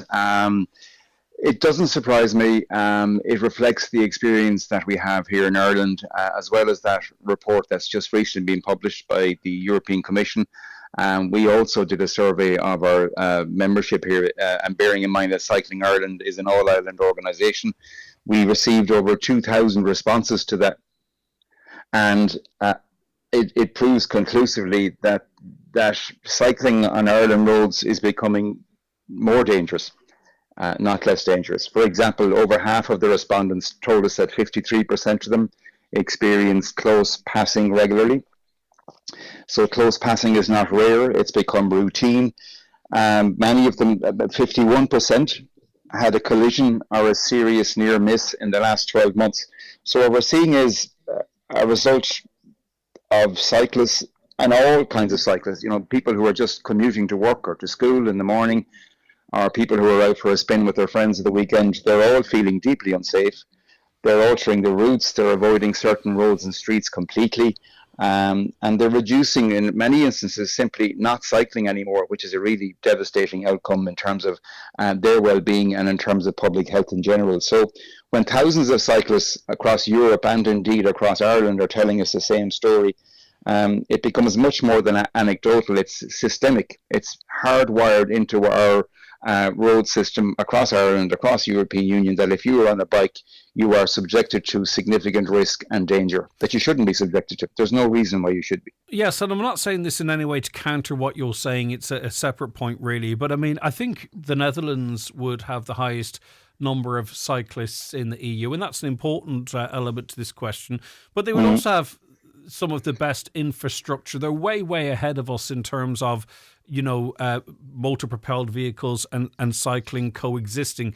But they do have the highest rate of deaths per million, 15 deaths per million people versus 2 in Ireland. Again, back to the fact they've got a much larger number of cyclists. But so the point to my question is though, to some extent, as is with driving a car, is there an inherent risk or inherent danger with cycling that really can't be avoided if the Netherlands are seeing such high instances of death? Well, what the Netherlands are actually seeing is so if you compare the Netherlands to most other European countries, and you compare the amount of kilometres travelled on an annual basis by cyclists, they have one of the lowest cyclist death, because simply they have more people cycling, thousands of, and more cyclists using safe, segregated cycling infrastructure. So that actual statistic where you just do cyclist deaths per million is seriously inaccurate when it comes to determining what exactly is happening.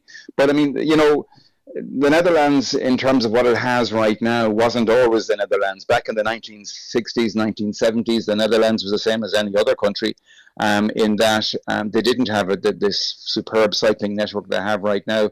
But in the mid-70s, they began to see a huge number of road deaths, cyclist road deaths happening, particularly children. And they started a campaign. The parents said, "We have enough." And the campaign was called Stop the Child Murder. And emanating from that then was government support for the development of an extraordinary network of cycling infrastructure. So, and you're beginning to see, examples of that happening in some of our larger cities here in Ireland.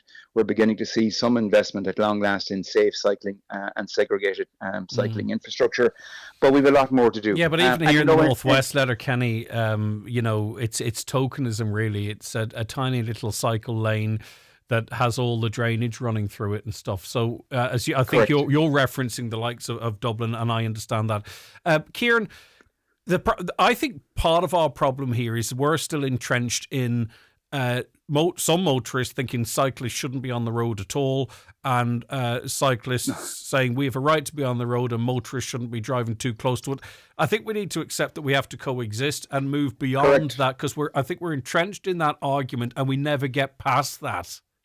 Correct, Greg, and that is so true. And funnily enough, in our Cycling Ireland survey, we also asked the question, out of the 2,200 people that responded, how many of you are motorists, how many of you hold a driving licence? And it transpired that 96% of them are also motorists. So in terms of their assessment of the road environment, it was a very accurate assessment from the two sides of the windscreen, from behind the steering wheel and also from behind the handlebars of a bike. And you're right, we have to move away from this, as you say, this entrenched position of cyclists versus motorists.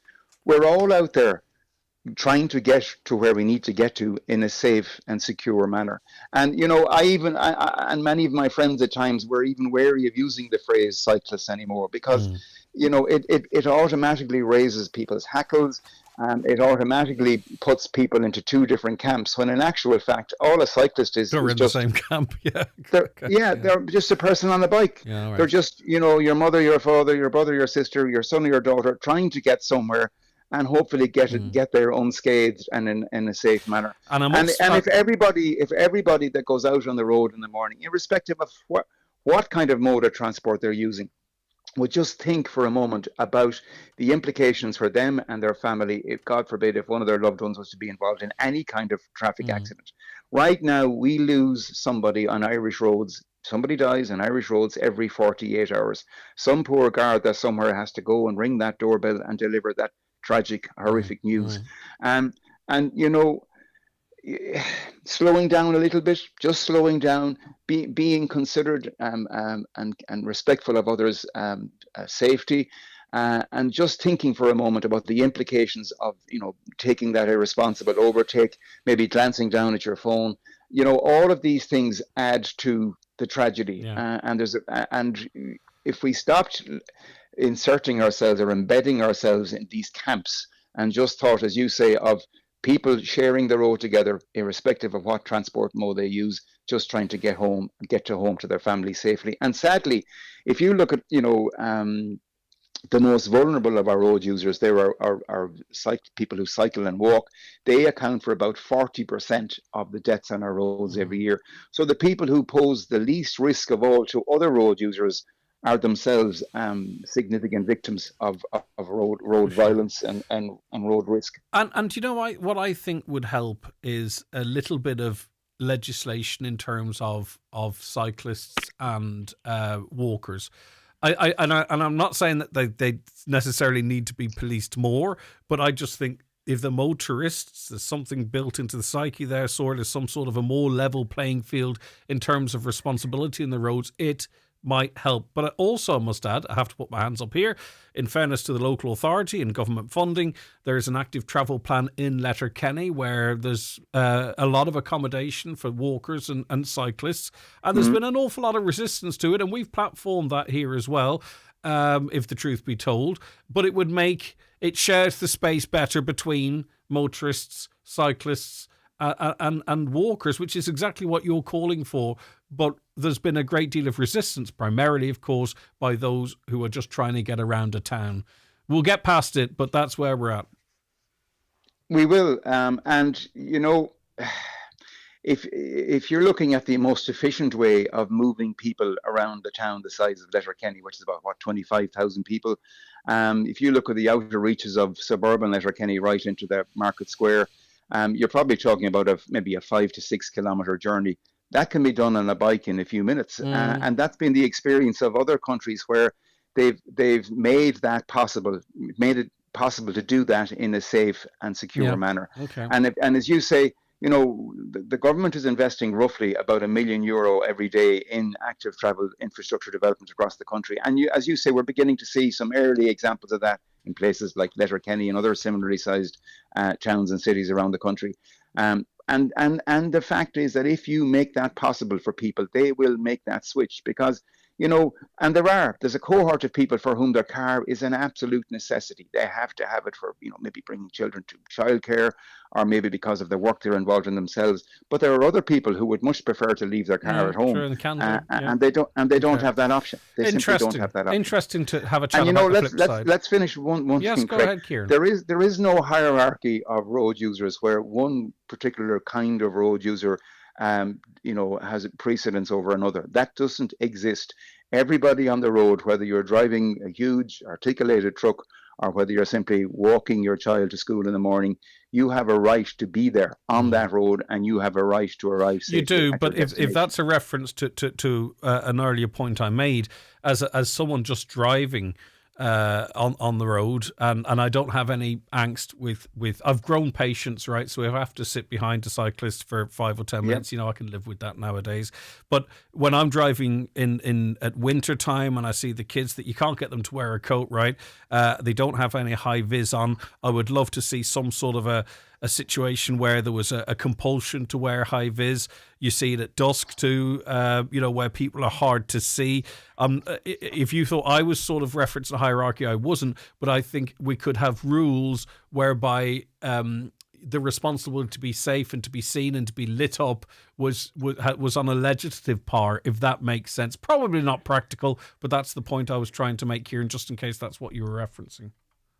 Yeah, well, if I could just respond to that, Greg. I mean, there's a whole science around health and safety in your workplace where you're working right now, and indeed in manufacturing environments and building sites, and a science that has arrived at a kind of an internationally recognized hierarchy of controls, of safety measures. So you start by eliminating the hazard, then you remove dangerous machinery, you put guardrails around it. And when all that's done, you ask people, particularly on building sites, for example, to wear high-vis clothing. But in road safety, what we do is we forget about eliminating the danger and we skip straight to the last line. Wear a helmet, be visible, watch out. So, you know, our entire road safety kind of conversation seems to center around the vulnerable people, the walkers and the cyclists, taking extraordinary steps to stay alive in a hostile environment, rather than why is that environment so hostile in the first instance? No, I know, but that's black and white. There's an awful lot of grey as well. I'm on about people walking on what would ordinarily be a safe stretch of road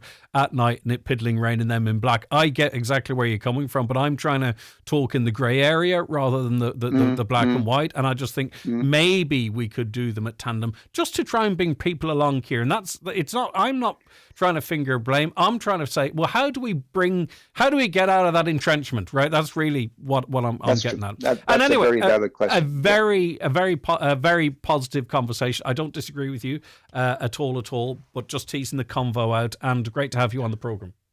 Likewise, Greg. Look after yourself. Thank you very much indeed. That's Kieran Cannon, Cycling Ireland President. We're going to be speaking to another president shortly. It's not Ms. Connolly. I think it's she's a president. Yeah, we're going to be speaking to another president in just a couple of moments. The Greg Hughes Show with City of Derry Airport. Direct, year-round services to London Heathrow, Birmingham, Manchester, Liverpool, Edinburgh, Glasgow and just launched Lapland. Visit cityofderryairport.com. When was the last time you had your eyesight checked?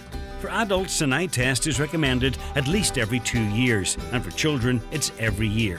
So why not call into Inish Eye Care Opticians at Ardravin Square, Buncrana, or at Carndonagh Shopping Centre? You may be eligible for a free eye test with PRSI or your medical card. Did you know that Inish Eye Care Opticians now also offer hearing tests and earwax removal? Call today on 93000551.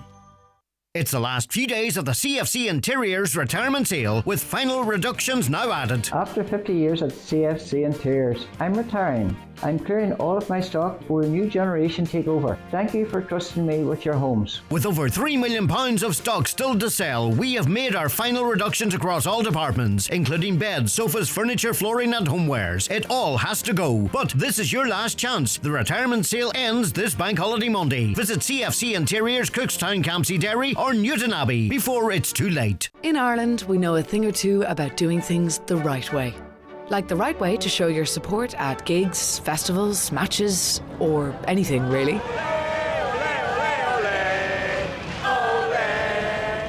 The right way to show support while recycling is to look out for the big orange return bin at events and festivals. Every can or bottle that goes in the orange bin is put to use supporting a good cause or charity in Ireland. Return it right. Step into the future of dentistry at Blue Poppy Dentistry Implants and Orthodontics, Letterkenny and Donegal Town. Doctors Anna and Ehor use digital smile design to show you exactly how your new smile could look. From precision airflow cleans to custom veneers and composite bonding. Experience dentistry that's truly advanced. Book now on 074 91 20355 or online at bluepoppydental.com. Blue Poppy Dentistry Implants and Orthodontics, where your dream smile becomes reality. Life is full of moments when you need the right legal advice. Buying a home, resolving a dispute, or planning for the future. At Gibson & Associates LLP, we provide clear, straightforward guidance you can rely on every step of the way. Whether it's your home, your family, your business, or something unexpected, having the right legal support from a team you can trust makes all the difference. For professional legal advice across a range of services, visit gibsonandassociates.ie or call our Letterkenny office to arrange a consultation. Now I'm joined in studio by Carolyn Murray, Director and General Manager of the Shandon Hotel and Spa at Marble Hill and the new, not President, Chair of the Donegal Irish Hotels Federation. Congratulations on your elevation, your appointment to the top of a very important federation, I think, for tourism in this country. Thank you, Greg, and thanks for having me on. And you would have a good working relationship with your predecessor as well, so it's a smooth transition, I'd imagine. Very smooth. Aisling Arnold and Niall Coffey are the two representatives, so it's kind of the original team, but we've just kind of changed seats.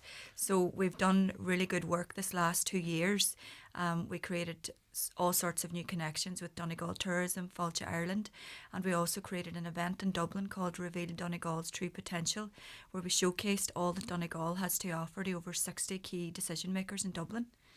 Are we at a fork in the road or a crossroads in terms of tourism in this county and our direction or our clientele or our customers or what? It's a pivotal time, obviously, with everything that's going on in the world, but I think the key for Donegal, I mean, it's beautiful and the summers we're always busy, but the key for us and the focus for the branch is to tackle the weaker periods in Donegal, the winter times, and we can do it, like we've done it in the Shandon, so it's really just engaging with the supports that we have and the resources to try and extend the season, so that we can have our hotels and our tourism products open longer during the year. Presumably there are millions upon millions of people in the world, right? So the good cohort then want to travel at all different times of the year. Maybe it suits them at different times of the year. I think even if you come here in the summer, you're probably not necessarily coming here for the weather, though the weather helps. So there's no real reason why we couldn't have all different types of tourism. Even if it is just a relaxing hotel stay, or if you want to go out and witness the scenery with the right gear on, there's no real reason why we shouldn't be talking about a full year rather than a tourism season and shoulders. Exactly.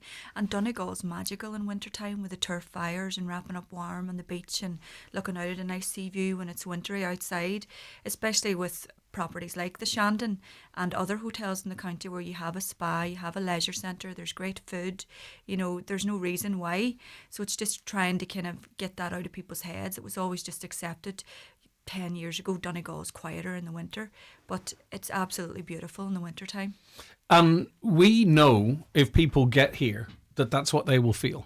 We know that, right? So it's a case of getting the bums on the seats and getting them into the Northwest. Is that one of the greatest challenges, and how might we overcome that? The only example I can give is from my personal experience was creating a visitor attraction in the winter months, and that was the Magical Winter Wonderland package. So that leaves us busy November and December, and then that allows these young families to come to Donegal in the winter and appreciate its beauty, and then they come back then in January, February. So there's lots that we can do to extend the season. It's just communication and marketing. So in your example, if they come from, say, out of the region and the drive up to the hotel or away from it, or I would say this place is absolutely stunning in the summer or the spring. That's it. So it's just like a snowball effect then for everything else and the local businesses around as well. So how do we do that then en masse? Right, rather than having individual places that are doing it very well, the likes of yourselves, Harvey's, Sandhouse, there's other, I don't want to leave anybody out, but there's a lot. So how do we do that collectively, do you think, so that it's the county that's putting this message out?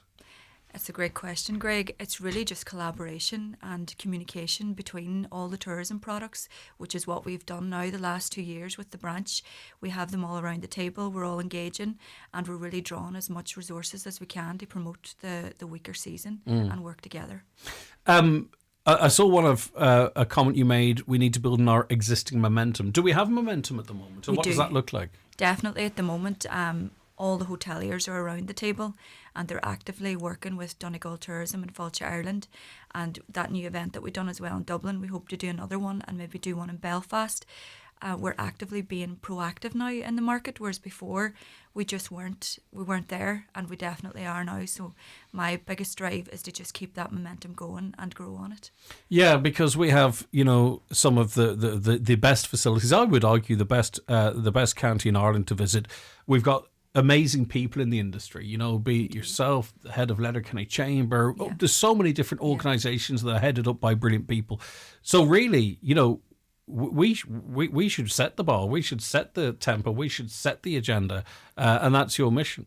Well, that's what I said in my speech as well. Donegal I did read it, actually. Trendsetters. So I'm hoping that there's new energy now in all the heads of tourism and this last 2 years, and you can definitely see great collaboration. Yeah, and just to give an example, right, so if you look at one business, like your own business, for an example, we have got a bit of weather here, we're feeling a bit summery, okay, and we're wondering what's the summer going to be like. you guys are saying, well, what are we doing at Christmas? Yeah. So what are we doing as a county to say, we hope we have a fantastic summer, but what's going to happen in after Halloween? Because I think we've done quite well, have we, in getting from Easter to Halloween? We have. We've improved greatly, and that's in a short number of years, isn't it? For sure, yes. It is. The season is strong up until around Halloween. But definitely, like as you said, I'm working on Christmas now. You hope that the summer looks after itself, but that's just the nature of the business that we're in. You're always working ahead. You're never quiet. You're always being strategic about the future, and obviously looking at the challenges we have ahead too. You have to be more strategic and more on the ball than ever. People probably have their phones out at the moment saying, well, why would anyone come here? The cost of everything right now. I think people often I sound like an apologist for the sector. I don't mean it to be like that. But often people might give an example of, well, I want to stay in the heart of Letterkenny on a Saturday night, and this is the price of a hotel. Whereas a Sunday night, a Friday night, a Tuesday night, a Wednesday night, it's about demand, like anything else. So I think if we look at, generally speaking, we do offer better value. There are high input costs, right? What it costs you to put a plate of food out, there's a lot behind that, between, from eggs to staff to tax to VAT to power to everything. The industry is not creaming the public on food. Absolutely not. It's very, very tight margins at the moment. And obviously, from an IHF perspective, that's a representative body. We can't talk about what people should charge, but I know that from engaging with the industry, everyone is trying to keep their costs down. They're trying to be competitive. They want the business. So I think everyone is doing their absolute best, and the margins are extremely tight. Yeah, and the thing with a company like yours, though, of course, you can say, well, there's the spa, there's the bar, there's the rooms, there's the restaurant, and there's a little bit of, whereas if you're a standalone restaurant, the challenges are even greater, I would imagine. Extremely difficult. I can't imagine how difficult it is for them. Yeah. But anyway, that being said, there's still a market out there, and it's reaching them. A lot of the conversation we've had so far is about what we can do for ourselves, and I think that's so important, and I say that on this show all the time. Whether it's about what we're talking about, or health matters, or infrastructural matters, when we organise ourselves, I think we're unbeatable. But is there more externally that needs to be done for us, getting people here? So in other words, when people get off at Ireland West, they turn right, not left. When people get off in Dublin, that they understand that Ireland isn't Temple Bar. Yeah. I think that's what we're trying to do in the Donegal branch at the moment with the event that we just had. As you say, when they fly into Dublin, it's as far to Kerry as it is to Donegal, but they all seem to go that road. So we're really trying to focus on that narrative now, and obviously the infrastructure has improved, the roads. So we're really trying to push that, because there's no reason why they shouldn't come up to Donegal. It's just getting them here in the first place. So, obviously the question when someone gets appointed to a position is what's your priorities? It's continuing the work, isn't it? There's not necessarily anything specific, or is there? Well, there's obviously continuing the momentum that Aisling has built up as chair, but obviously sustainability is a big key factor as well. And, making sure that our voices are strong at National Council and with government to get more supports for hotels and to retrofit their properties. A caller says, delighted to see Carolyn take up this role. Her positivity will make the county vibrant. They say vibrate, but I presume they mean vibrant. We don't want it vibrating too much, right? We've one of the most beautiful counties, and we just don't realise it enough. I agree with that. Rural hotels do need, like Carolyn, to come up with ideas to attract groupings in October and November. I see towns like Westport attract crowds all year round. What can we do to get this group of people? But, I don't want to mention, but there are lots of places, like, say, for instance, Donegal town has in recent years sort of repositioned itself as an all year round destination. It could be the Abbey Hotel and Country Music, or other. They have become. Donegal town was always a destination, but it's I think it's a perfect example of how you can really ramp that up. McCafferty's now have 2 massive mega pubs in there, and the people are coming there. So. There are other examples as well, exactly what you've been talking about and what you're doing. It depends on your location. So we're doing that. We just need to do more of that, and also outside of hotels other things that people can do. Yeah, and that's exactly what we're focusing on now as the Donegal branch. And Donegal town has done fantastic, as you said, the country music events, and it really is just creating visitor attractions. And if you get them there in the wintertime once or twice, it kind of becomes a yeah, that's your all year round, then. isn't it? Yeah, exactly. Okay, very good. Exciting times. What's the term, a year or two? It's 2, but we have someone in the pipeline, hopefully, to take over another. And maybe if they're up to speed, maybe in the next year or 2. It just depends how much I get done and how fresh There's I a stay. fluidity there, isn't That's there, as well? yeah, Because you've an awful lot on your plate, like your predecessor had as well. Exactly. And she had a baby during her term, I think. I don't know how Aisling done it.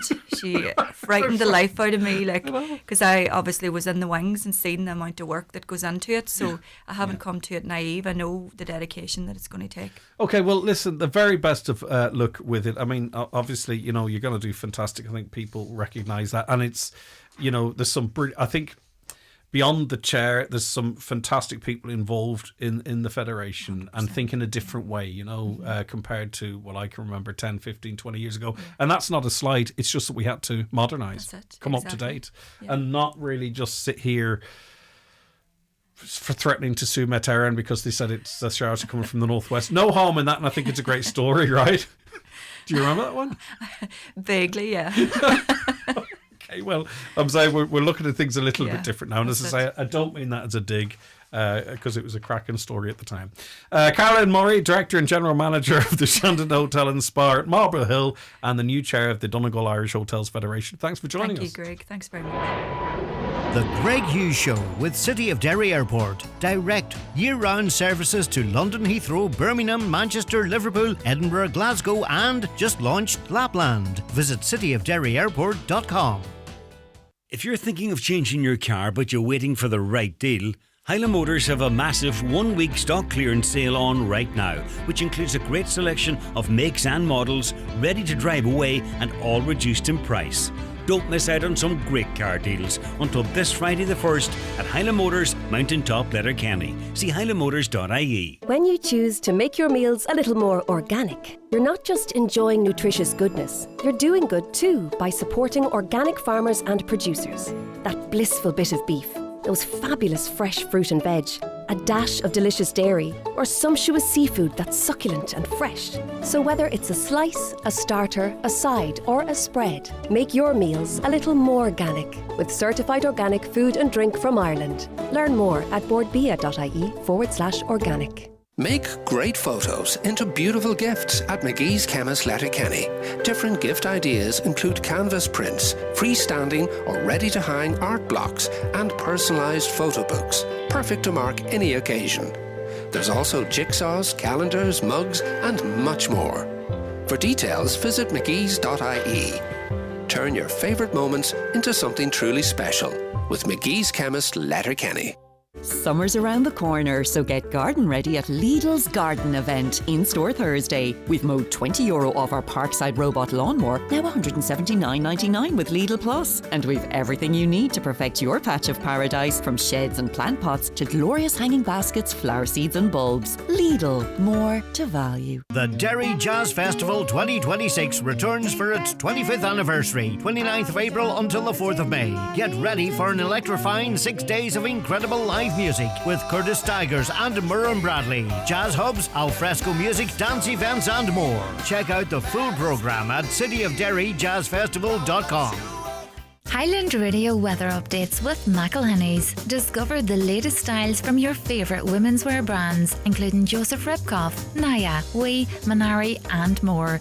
Explore the collection in-store or shop online today at mcElhinney's.com. Big cloudy, some sunny spells, potentially the odd patchy rain shower, temperatures 13 to 16 degrees. Aoife joins me now, and Aoife, I really appreciate you coming on because we don't have enough time, but we only have a minute or two. But just to offset this notion that GPs worked harder in the past than they do now. Right? You're a family of GPs. What say you? Yeah, I totally agree. Where that message probably came through from, it was probably somebody who is very frustrated trying to get through to doctor surgeries, just like myself. I'm no different to anybody else. But it was just the fact that I know myself, my granddad was a GP, both my parents were GPs, both retired, and I actually have a sibling as well that is also a GP. And I just thought it was very interesting, they were saying that GPs back in the day, they would have worked until 11 o'clock at night. Totally agree with that. I remember my granddad, I remember people arriving at the door, and it was, it would have been, I suppose it would have been easier access to the people, and they would never ever have seen a person stuck. My own parents as well were the same. I do remember my mum having to work every second night on call long before Now Doc was ever a thing. But I look now at where my brother is. He's a GP as well. He's got a very young family, and don't get me wrong, he works extremely long hours as well behind closed doors. The bits that people don't see when they're trying to catch up on paperwork and things like that. I, for one, am delighted that they don't have to work those extremely long hours. Otherwise, I don't think we get people like Dr. Kieran O'Farry into the job. Yeah, I think and a lot of friends of mine who did go down to the road, and decided to go into medicine themselves. I myself didn't go into medicine purely because I saw what my granddad went through. But yeah, I know, ironic. What my parents went through, and now I'm so delighted to see my brother actually taking up the mantle. But he has a totally different work ethic. He realises what works, what does not work. Yeah. And you do have to have that work-life balance. He also has a fantastic wife who kind of will support him in that role as well. And I think if you have the support, if you have seen it yourself, you're kind of going to yourself, do you know what, is this really the job for me? Yeah, I think sometimes with nurses and GPs, we think it's a devotion and expect more, rather than your brother being a family man, trying to help his community, trying to have time with his family and strike that balance. Aoife, I wish I had more time. I really appreciate your time. Can I ask what you ended up doing, and is it easier than being a GP, or is that too personal? Oh, I don't know if it's easier, but it's certainly a vocation. I'm a primary school teacher, and I absolutely love it. And in saying that, I still thought for a very long time about going into medicine. All right. But I do believe that teaching was the better way for me. Yes, are all suckers for punishment, maybe. Okay. Just love it. Thank you, Greg. Listen, thanks for the work that you do, and thanks for giving us that angle and insight. That's what I love about the show. Look after yourself. That's Aoife. When I was over we went to Lanzarote, Playa Blanca. Quite nice, actually. Lovely time. We had a fantastic time as a family. Bumped into a lovely family from Letterkenny at the poolside. Me with my moobs out, but it's grand. So it's funny. You can travel to the feels like the other end of the earth, and you see local people. And two lovely ladies who I didn't get their names, chatting to them in section 16 outside the airport. They'd just been to Italy, and we're getting the McGinley coach home too, so it was lovely to see them. And it's just astonishing. No matter where you go, you bump into people that you know, it's or they know you, whichever combination is. So it's lovely. It's a nice wee thing to happen. I love it, and I love getting a chat to, and I love chatting to people. And we had nice conversations, albeit fleeting, with the family from Letterkenny. Right, that's where we leave it on the show today.